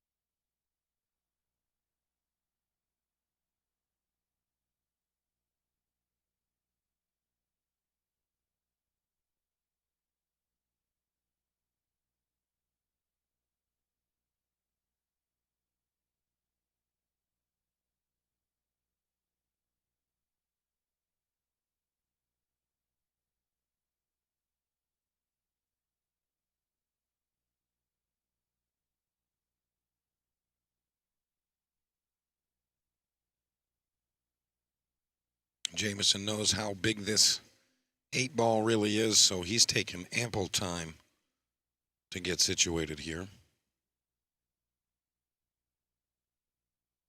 Yeah, Billy, I figured you'd like that with the 2 matches there. That's what I would want. So most of the decisions I make are based on what a pool player would want, and usually that works out. Wow, big shot there from Jamison Harpool. This would get him within 2. Well, Ryan Lima still needs 3. Again, this is a race to 3 from this point.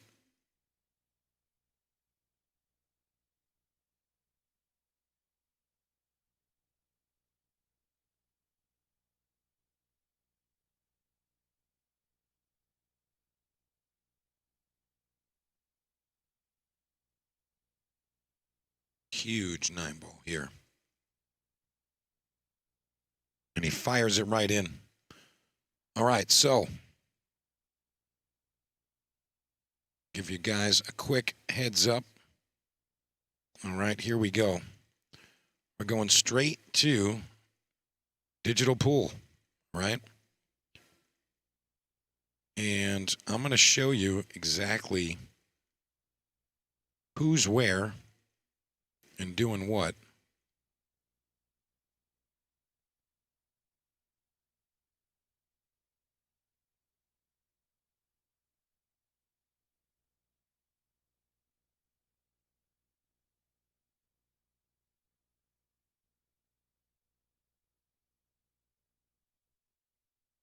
All right, here we go. This is who's been eliminated. You can see all these gentlemen here. And you see where they finished.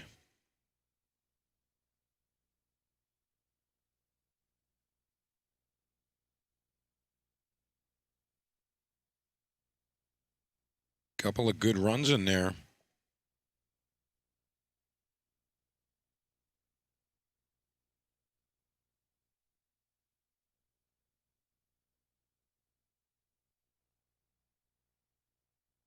All the way up to Justin Zelenak, who just got eliminated. Good run.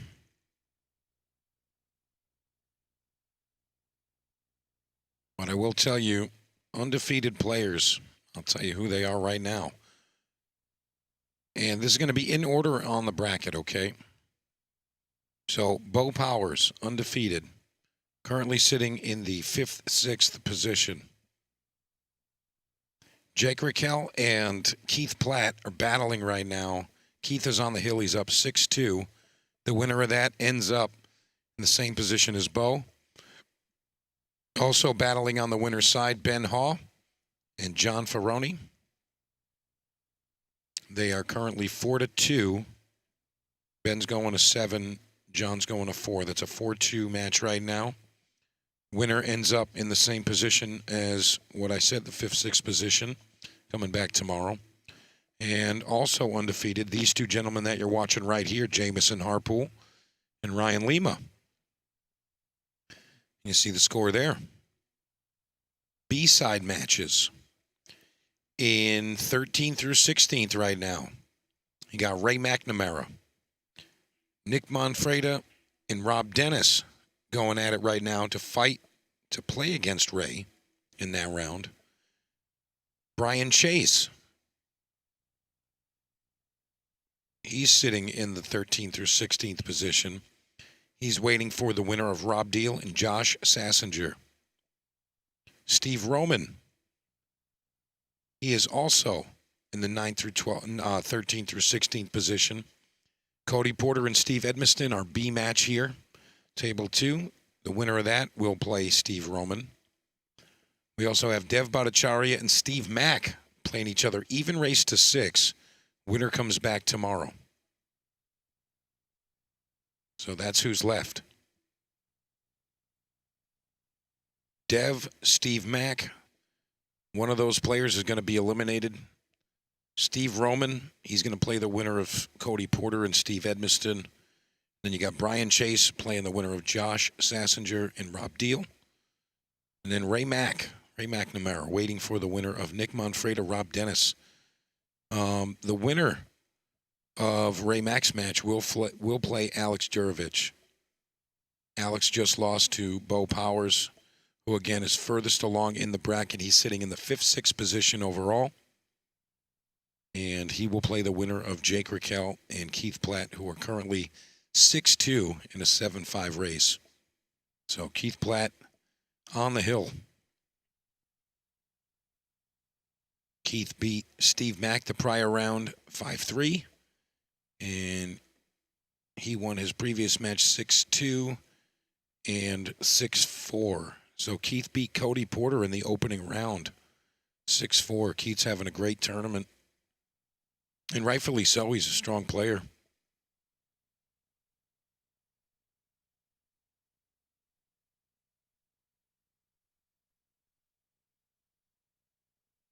A lot of double hill matches. Seeing a lot of those.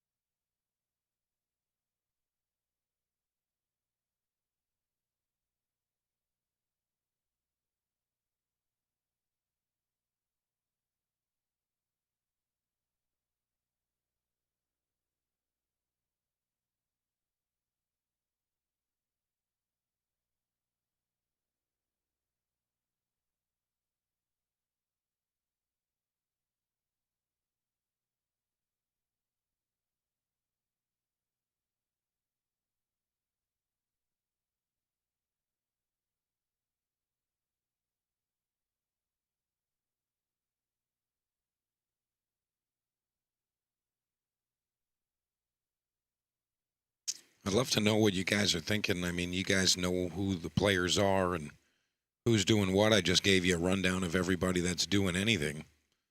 I'd love to hear a prediction. If you guys have a prediction, who you like, who you want to win.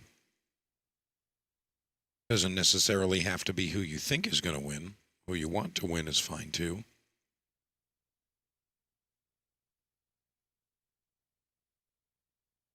Also got a couple of jersey orders while we've been talking through the tournament. So I want to thank those folks that reached out. If you do want to grab one of those awesome looking ship to cash jerseys, you can get yourself a custom jersey with your name on it. Just reach out to me, send me a message. I'll give you all the info.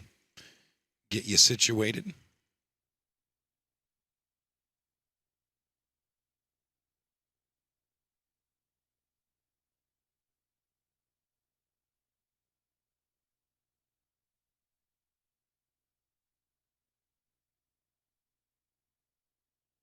Jameson, big opportunity, and he swings and misses. And look at where the 7 ball goes. Ryan Lima's got to be a little frustrated with that one.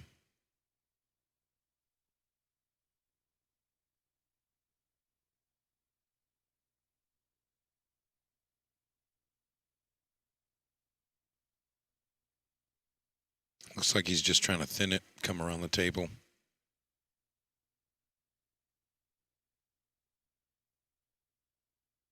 Great speed there.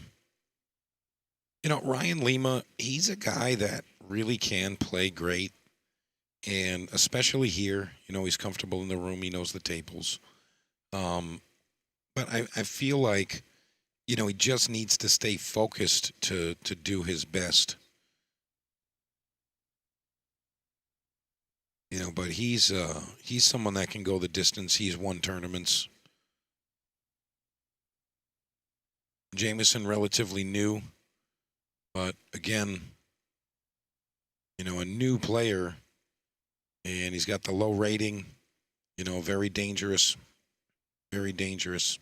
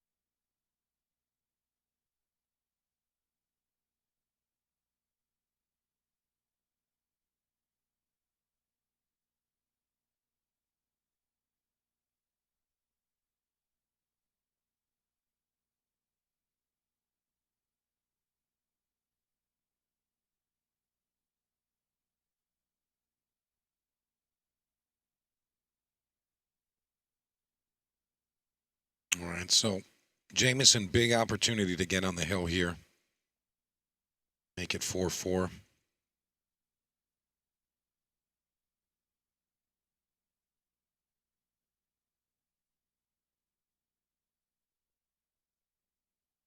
Almost misses ball in hand.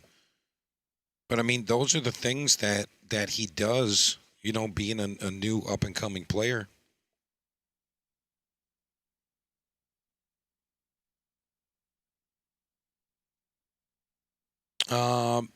Mr. Camparides, I'm not sure if we're going to do another Boston Open Ultimate Pool.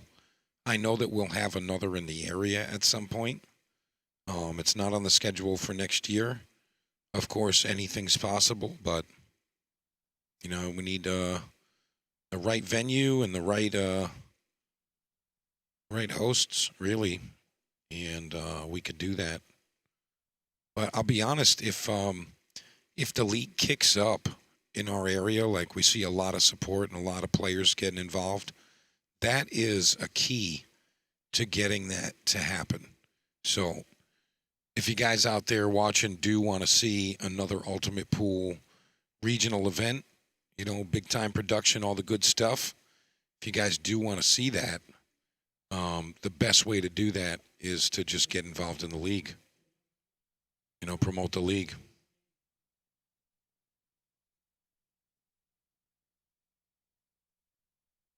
Wow, it's ironic. I saw the same comment. We were talking about our buddy Ryan here, and the same comment from two different people on two different platforms. Yeah, that says something.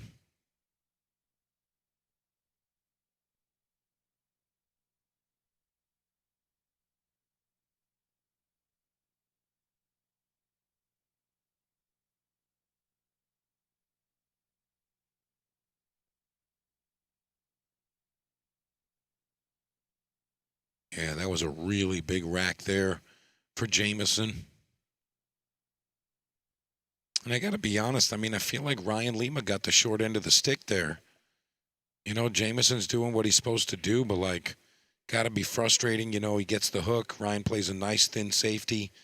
Jameson returns.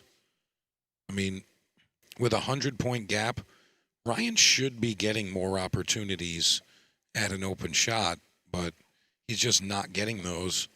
And, you know, we talked about Jameson already. You know, he's a newer player, doesn't really have a fully established, you know, speed, I guess we'll call it. But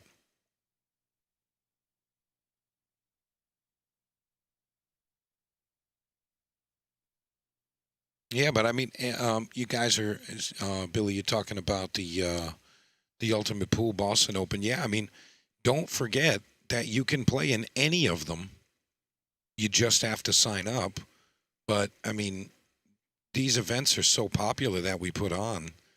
I mean, you got to literally set an alarm. And when tickets go on sale, you got to keep hitting refresh till the button's available. And as soon as you see it, buy a spot right away. You know, we just did the Kansas City Open. And, I mean, the grand finals, they sold out all the events in like 2 seconds. But Kansas City Open, I know the numbers a little bit more in depth. We had the Open Tournament, which is a 256-player event. We had over 1,100 people sign up. And that's like an immediate, these are the people that signed up right away. So when you have over 800 people on a wait list, that tells you that the people want to play these events. And aside from the events, I mean, the league, that's really the meat of it, because you can make it to those events. You can make it to the grand finals, get on the TV table, and you can play for over 100,000 with your 8-ball partners, you know, playing on the teams. But, I mean, really what you want to do is just find out where the league is taking place, you know, nearby, and go get involved there. And if you can't go to one that, you know, if there's not going to be one close by, I mean, traveling's not terrible. getting to some of these events, it's not as hard as you might think. The room rates are pretty reasonable at a lot of the places, and a lot of times we'll have a hotel planner discount available for the players.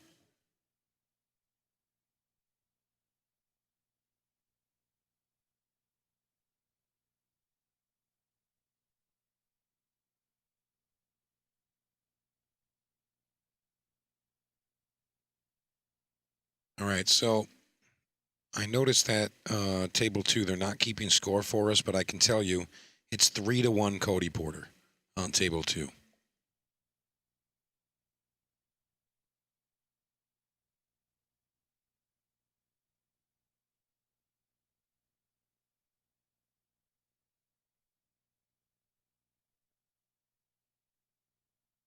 The lovely Sky delivering a nice gigantic water bucket for Jamison Harpool.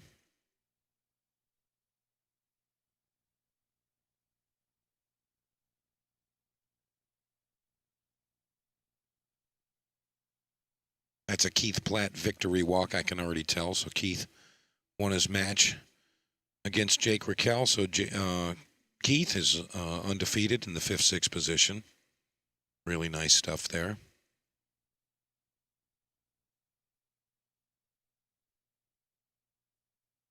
Billy, I see you asking about the ultimate pool skill levels. I mean, essentially, both players, whoever the higher rated player is would actually start at negative, and you play a 30-minute match. So, the maximum handicap that you get is a -4.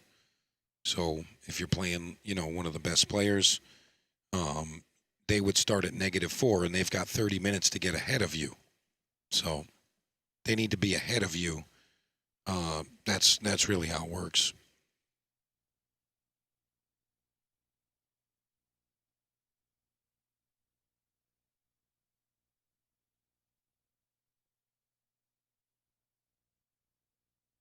Yeah, Mitch.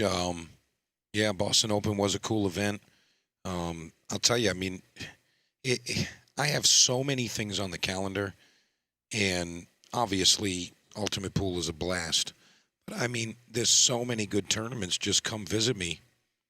You guys can look at the schedule. I posted it, and just come visit me at any of the tournaments. I mean, I want to say 90% of the events you can just sign up for. It's not like a pre-registered, prerequisite type of tournament. Most of them you can just sign up and play. But there's so many good tournaments. I mean, you got the Maine State Open coming up, and there's still spots open for that. That's a really good tournament. That one takes place at Forest City Billiards in Portland, Maine. That's an incredible room, and they're going to have brand new tables when we get there. Next week, I'm going to be doing the split bracket in Nashville, Tennessee. Playing 9-ball handicap races on the 7-foot diamonds. Me and Christina Perlowski, the Jersey girl. Going to have a great time over there. The following week, first weekend in September, and that's going to be at Rax in Hempstead, New York. That's the 5th, 6th of September. Come play $1,000 added R7 races. That's the 30th birthday for Rax in New York. Best pool room in New York. Following that, you can come the 19th and 20th of September. You can come visit me at Buffalo's famous pool room. That one's down in New Orleans. They're open 24 hours a day. They serve 24 hours a day. You ever been to a pool room like that? Unbelievable. Such an unbelievable vibe. But going there, again, that's the 19th and 20th of September. The 26th and 27th of September, I'm heading up to Portland, Maine. That's for the Battle in the Basement. That's a $5,000 guaranteed added 8-ball event. That's going to have some awesome names and awesome players there. That one is full. And then jumping right down to North Carolina for the Break Time Battle. Can't wait for that one. That one's at Break Time in Clemens, North Carolina. Another 6 split bracket. You can win 20, 30,000 winning one of those tournaments. Tons of money up for grabs there. 17th and 18th, back to New York. And then Ultimate Pool Grand Finals. I mean, there's pretty much no open weeks at all. So any week you want to play pool, just let me know when you want to play, and I'll tell you where I'm at, what we're going to do. And 90% of the time, the only person you got to deal with is me. So I know a lot of times as traveling players, you know, going to a new area, new room, out of state, getting on a plane, driving a few hours, whatever it is, you know, sometimes it can be, you know, kind of a deterrent that you got to deal with a stranger, you know, being your tournament director or somebody to, you know, the person that's actually receiving you there. You know, if it's someone you're familiar with like myself, I mean, it just makes it really easy for you guys. I'll make it easy. You guys have dealt with me before. But there's plenty of pool to play. And, I mean, you can win a ton of cash too. But, I mean, let's face it. I mean, it's great if you win, but it's really about going there and doing that thing. In a lot of these places, most of them are destination type locations where, you know, whether it be it's a famous pool room, famous landmark location, you know, star-studded cast of players in the tournament. I mean, you name it, there's tons of reasons to get out of the house and play. But there is just so much pool coming up. And that's just a good sign in general, just for pool in general.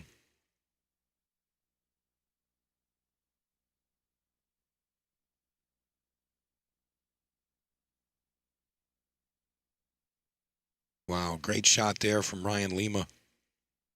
Jameson showing some respect there with the pat on the knee.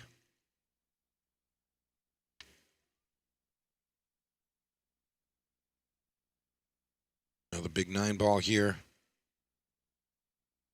Really nice. Ryan Lima bearing down, not letting it slip away. Score update, neighboring table is 3-2. Steve Edmiston and Cody Porter. Cody was up 3-0, and Steve won the last two games.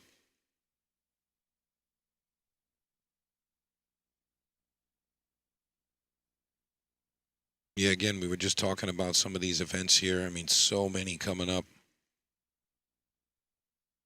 Again, next week, Nashville. The week after is New York. 2 weeks after that, you can come see me in New Orleans. Again, hanging with Chrissy Perlowski, the Jersey girl. She's so great if you guys haven't met her. Don't listen to anybody except for yourself. Go do an event, and you'll see exactly what I mean. I'm not even going to tell you about it. I'm telling you, she's on point. She's perfect. All right, here we go.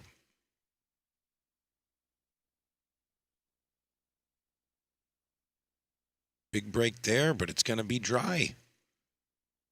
I mean, I'm sure you guys hear me say this all the time, but if you are not making balls on the break, you're going to lose. You need to get the first shot.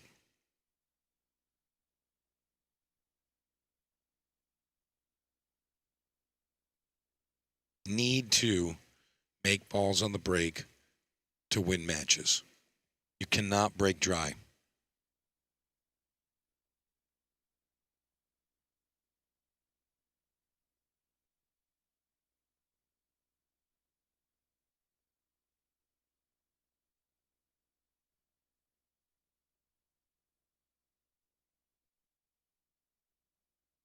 All right, he's going to have to back cut this one.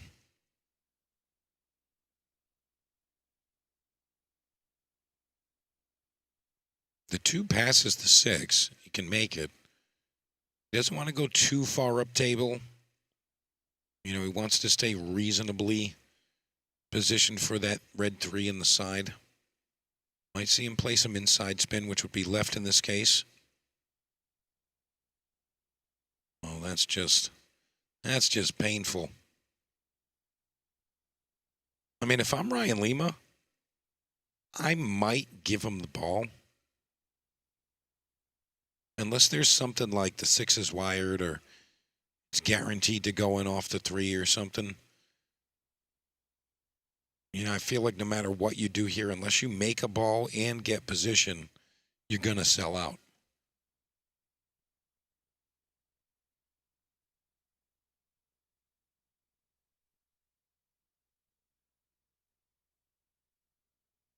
Yeah, I mean, good hit, good shot. I mean, 3 ball still goes. Jameson's going to have to come with a really big stroke shot here.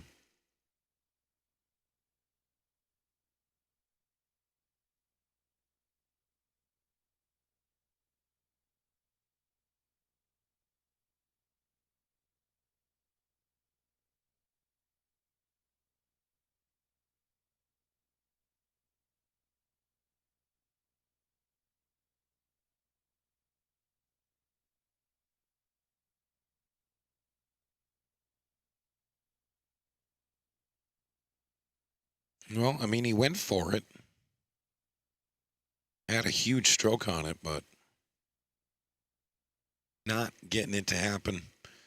I'll be honest with you. If Ryan Lima pulls out the win here, I mean, he should get a crown.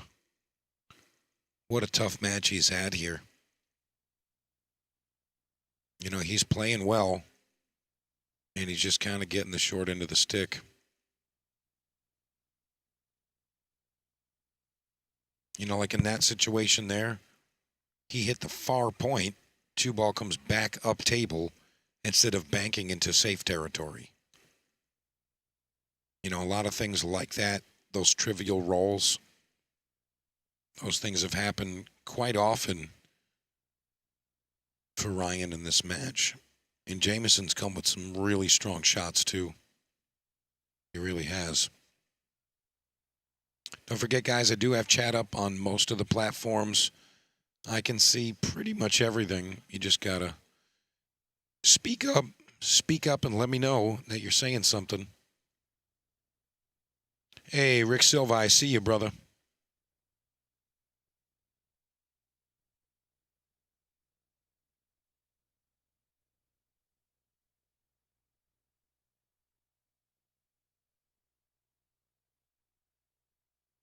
But again, if you got questions, you want to know how a particular player is making out in the event, you want to know about upcoming events, whatever. You want to know how Jameson Harpool takes his water. I mean, whatever I got, I'm at your disposal this weekend. Nice shot there from Ryan.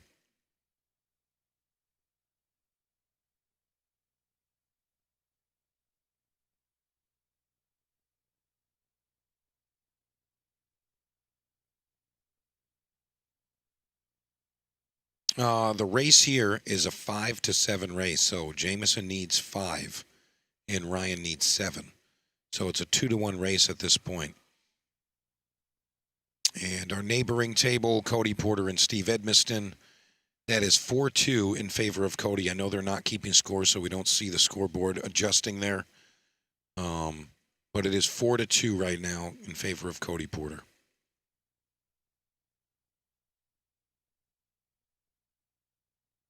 I see someone saying hi to me, but I don't know your name. On the Ship the Cash YouTube, I'd love to say hi back. Let me know who you are.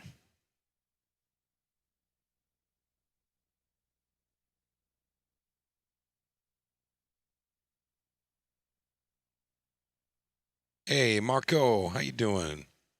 Nice to hear from you, buddy. It's been a little while.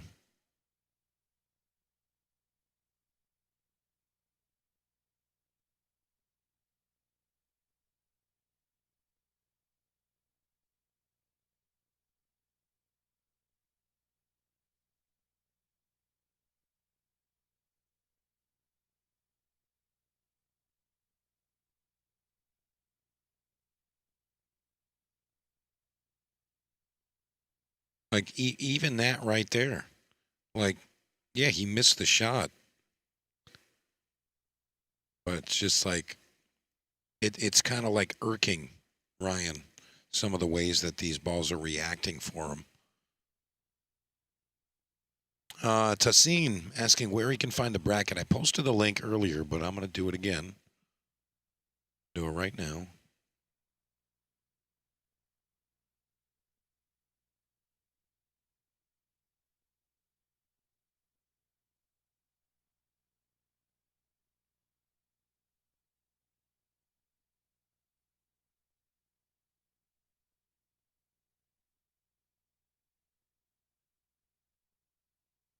And there you go, Tassin. If anybody wants to see the bracket and you don't see the link there, or you don't know how to use the link, just go to digitalpool.com, click on tournaments, and then where it says search, just type in Snookers, Snookers, and it'll be the first tournament that pops up. You can look at whatever you'd like there.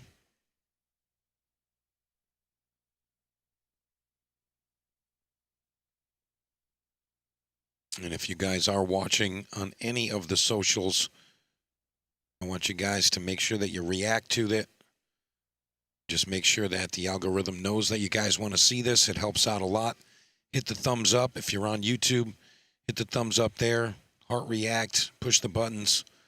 You know, literally just push all the buttons.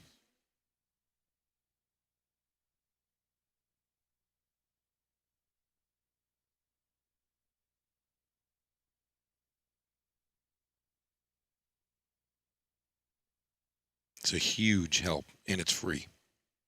Huge help. Now, I'm a little ill-prepared today. However, I will tell you this. If you guys tune in tomorrow, I'm going to give you an opportunity to win some cool stuff.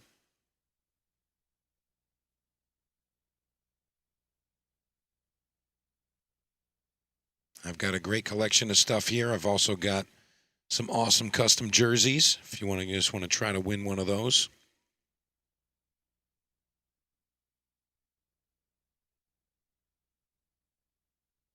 But again, tomorrow, if you guys tune in, I'm going to give you all an opportunity to win something.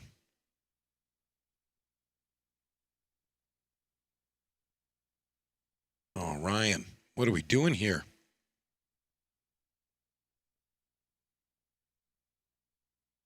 Well, 4 balls remain between Jamison Harpool and an undefeated run into day 2.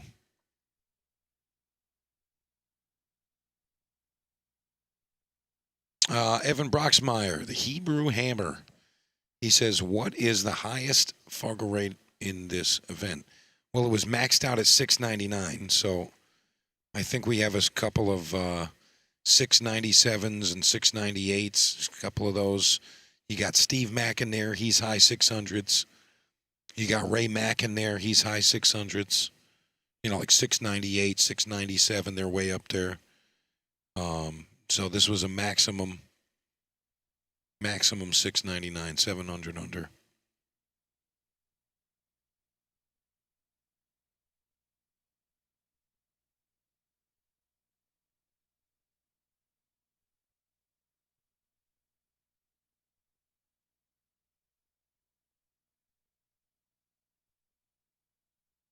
A little good fortune coming to Ryan Lima.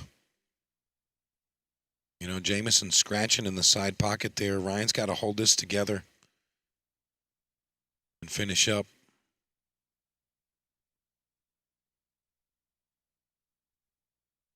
Yeah, soft stun there.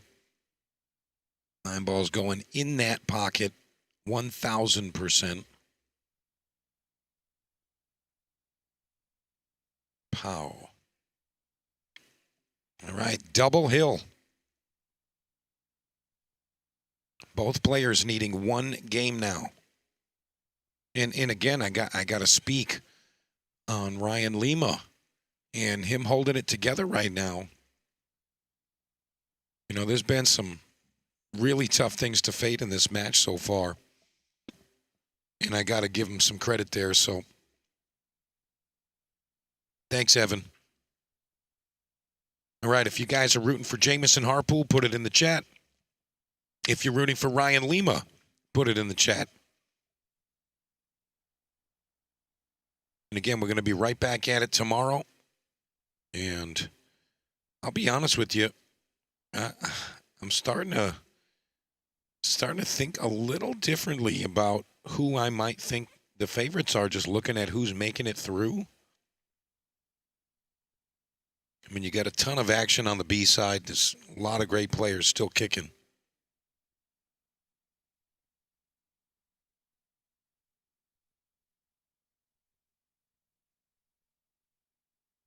And you get some past winners, too. That's another thing.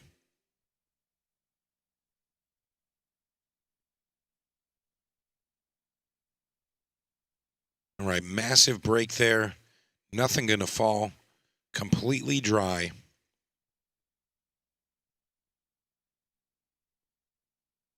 Again, we've got a double hill match on there. Again, root for your favorite players. Put it in there. They do go back and watch the matches. They do look through the chat. They're going to love to see that they had some of their friends and fans on their side.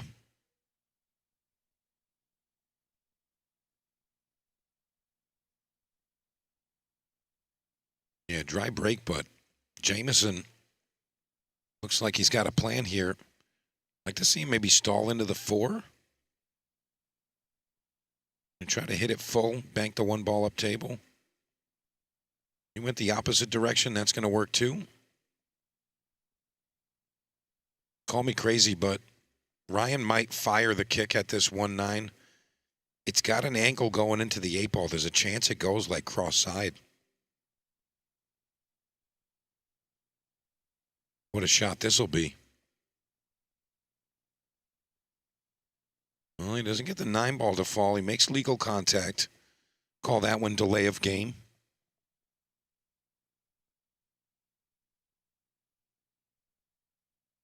Yeah, this is a really great match between these two.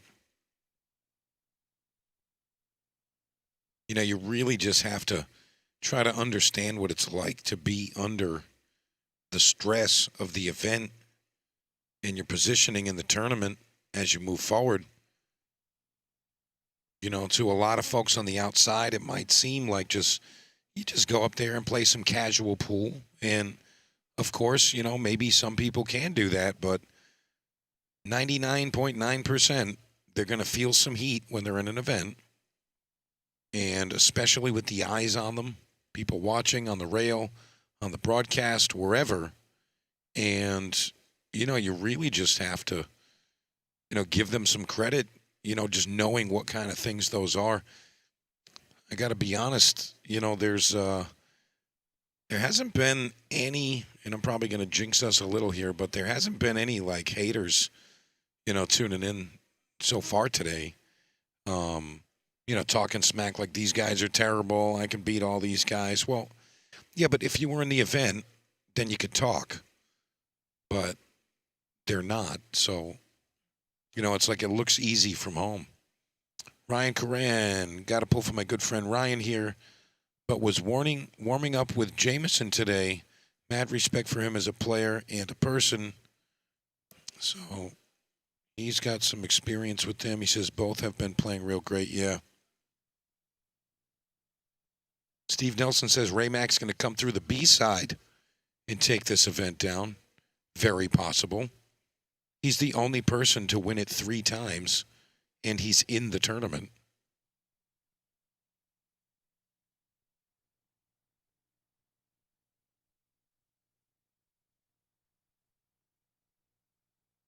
He's literally won the tournament 3 times.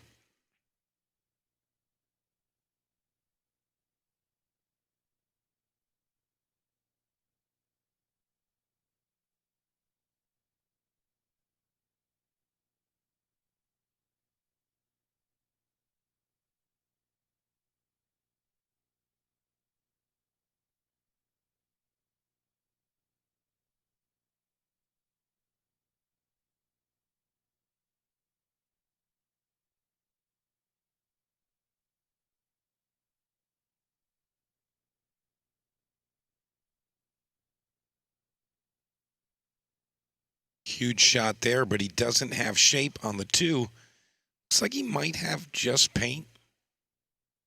So there's a chance he makes legal contact here, but, I mean, it's going to be really, really thin. really thin here. It is a real tough one.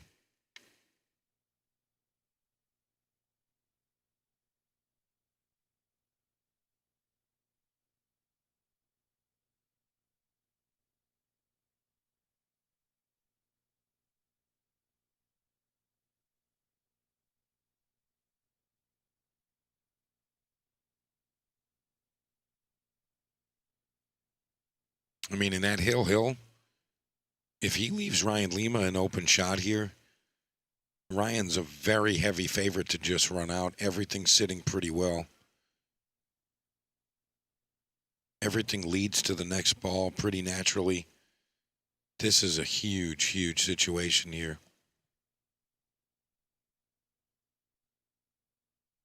Hey, Ryan Lynham and Leanne, how you guys doing?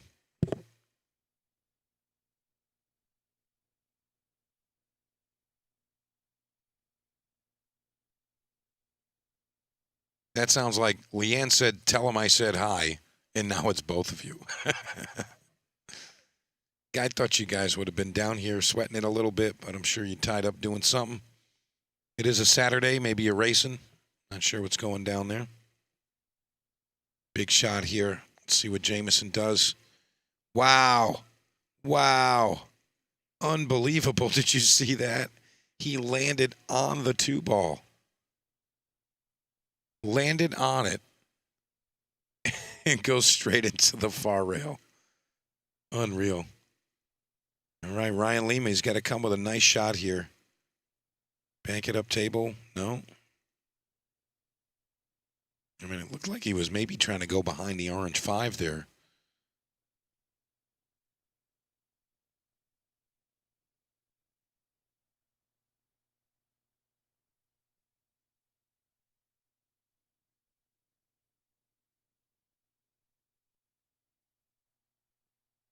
Again, I do have most of the chats up, so if you do have questions or just want to say whatever, go ahead, put it in there. I am reading it. And if you want to root for your favorite players or whoever you want to win, go ahead and put it out there. I'm telling you, all the players are going to go back and watch, and they're going to read them. They're going to see the comments. I mean, it's just overall positive, you know. And, again, I got to tell you, if you're watching on YouTube, just hit the react button, hit the thumbs up. Doesn't cost anything. If you're not already subscribed, hit the subscribe button. It's free. You know, it just lets you know when we go live.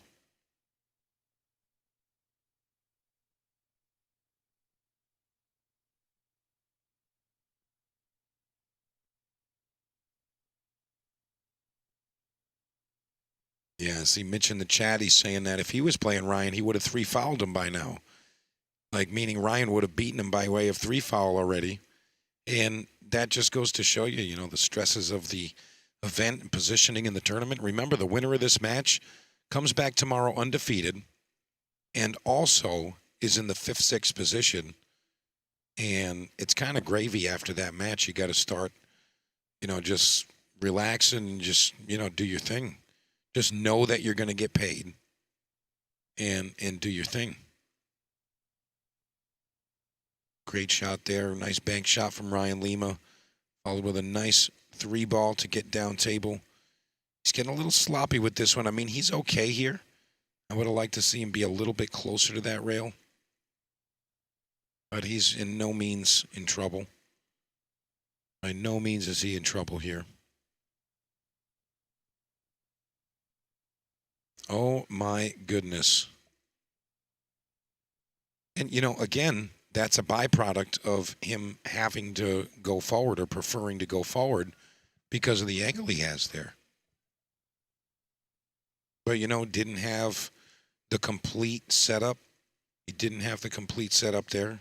Didn't go look at his line properly. You know, you really just have to, you know, take into account all of the things that create a perfect shot. And, you know, got to do it all when it counts.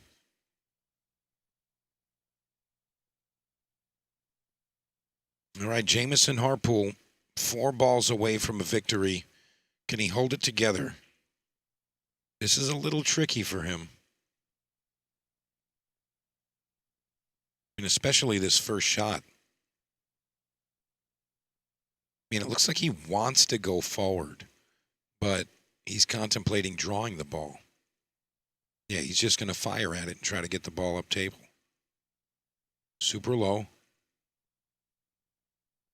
I mean, he came out pretty good, a little close to the 9. And honestly, it doesn't look like he has the ideal angle. It looks like he would stay on the far side of the 8 ball.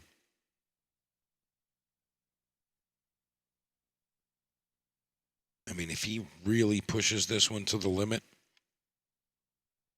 you see, he's got a little bit of an angle away from the 8.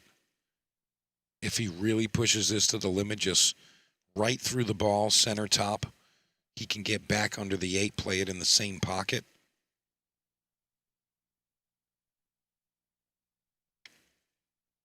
Don't know if he's going to try to stroke this. And I mean, you can't really swing it around. It doesn't look that way anyway.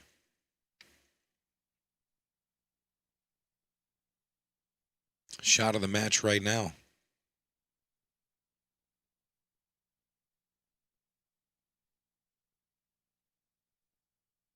And he's going to pull up. He wasn't ready. He just wasn't ready for it.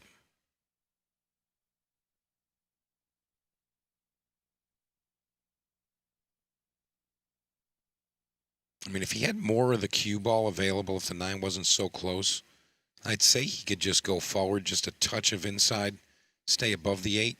But I feel like he's got to go through this one. And that's not going to work. Thought for a second he was going to luck the 9 and double it up. Ryan would have jumped through the window. All right, boys and girls, what's the prediction? I want to see it. Put it in the chat. Who's going to win this one? Just put Ryan or Jameson. This is so tough. I mean, I feel like you got to fire the bank here. Which way do you go? Do you play to the corner? Do you play to the bank across side? Do you not play the 7 ball and play the 9 ball with the cue ball? Do you bank the 7 into the 9 and be an absolute crazy person rock star? If he's looking to bank this to the bottom rail, I don't like it. He could very easily leave a combination or a carom on the 9. You got to play to win here, I feel. He's just going to give him an open shot. You see, he had that little bit of a wind-up there. All right, I'm seeing Ryan. I'm seeing Ryan. Ryan. Anybody rooting for Jameson? Got any Jameson Harpool fans out there? Everybody's rooting for Ryan right now.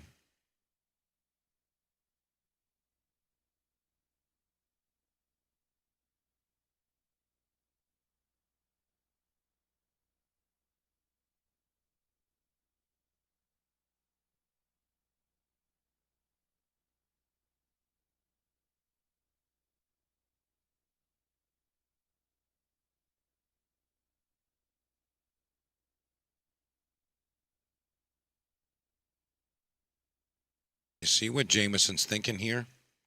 He's thinking to play the cue ball off the 7, go into the 9 ball.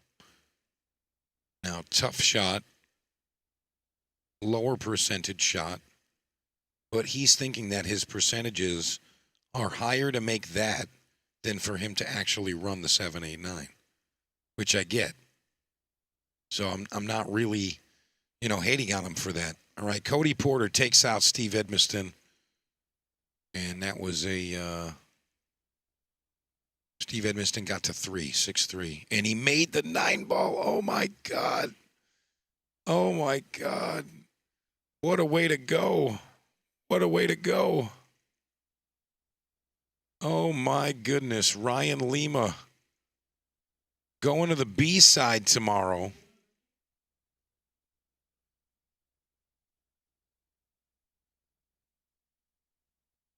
Unbelievable finish. I mean, I did say it, though. I said if he didn't try to make the 7 ball, that he was going to leave Jameson a carom or a combination or something, and he gave him that opportunity. You got to bank that ball. If you guys think I'm crazy, I mean, yeah, Ryan, exactly. You can't leave the 7 anywhere near that 9 ball. There's a chance to get the 9 ball. You got, it was like a 466 or something with a big stroke. Good chance he makes it. Maybe not, but he's got to swing at it, and look at, he drills it. Nailed it. Unbelievable. All right, it does look like we have another match that's going to be coming in, and it may be the man, the myth, the legend, Raymond McNamara. Now, who would he be playing is the question, and I'm going to tell you who he's playing right now. Oh, he doesn't have a match just yet. He is playing the winner of Nick Monfreda and Rob Dennis. I can show you all this stuff real quick, by the way. I got a lot of buttons right now. All right, here's your bracket right now, okay? Here's your bracket. Winner's side, undefeated, Bo Powers, Keith Platt. That's tomorrow. Also, John Ferroni taking out Ben Haw on the winner's side. He's going to play Jamison Harpool tomorrow. All right, now we're into the B side, the meat of it. Nick Monfreda and Rob Dennis. The winner of that one plays Ray Mack. And then you got Brian Chase playing Josh Sassinger. Winner of that plays Jake Raquel. Cody Porter, Steve Roman is just starting now. Winner of that plays Ben Haw. And then you got Dev Bhattacharya and Steve Mack battling right now. And I believe the winner of that's going to play Ryan Lima. Don't forget Alex Jurovich going to play the winner of Ray Mack's next match. So lots of pool coming up. Lots and lots of pool. And obviously, I'm going to let you guys watch whatever I have available for you. And I'm going to take a quick minute. Go ask Evan if there's another match coming to Table 1. If there is, you better believe I want it. And I'll let you know what's happening. But I'll be back momentarily. Take a quick word from our friends at Ultimate Pool. We'll be right back. Hey, we're back. Everything that's happened over the last year is going to come to an end. Some team of amateur pool players are about to win $100,000. That's pretty special. Everyone is southbound are your national champions.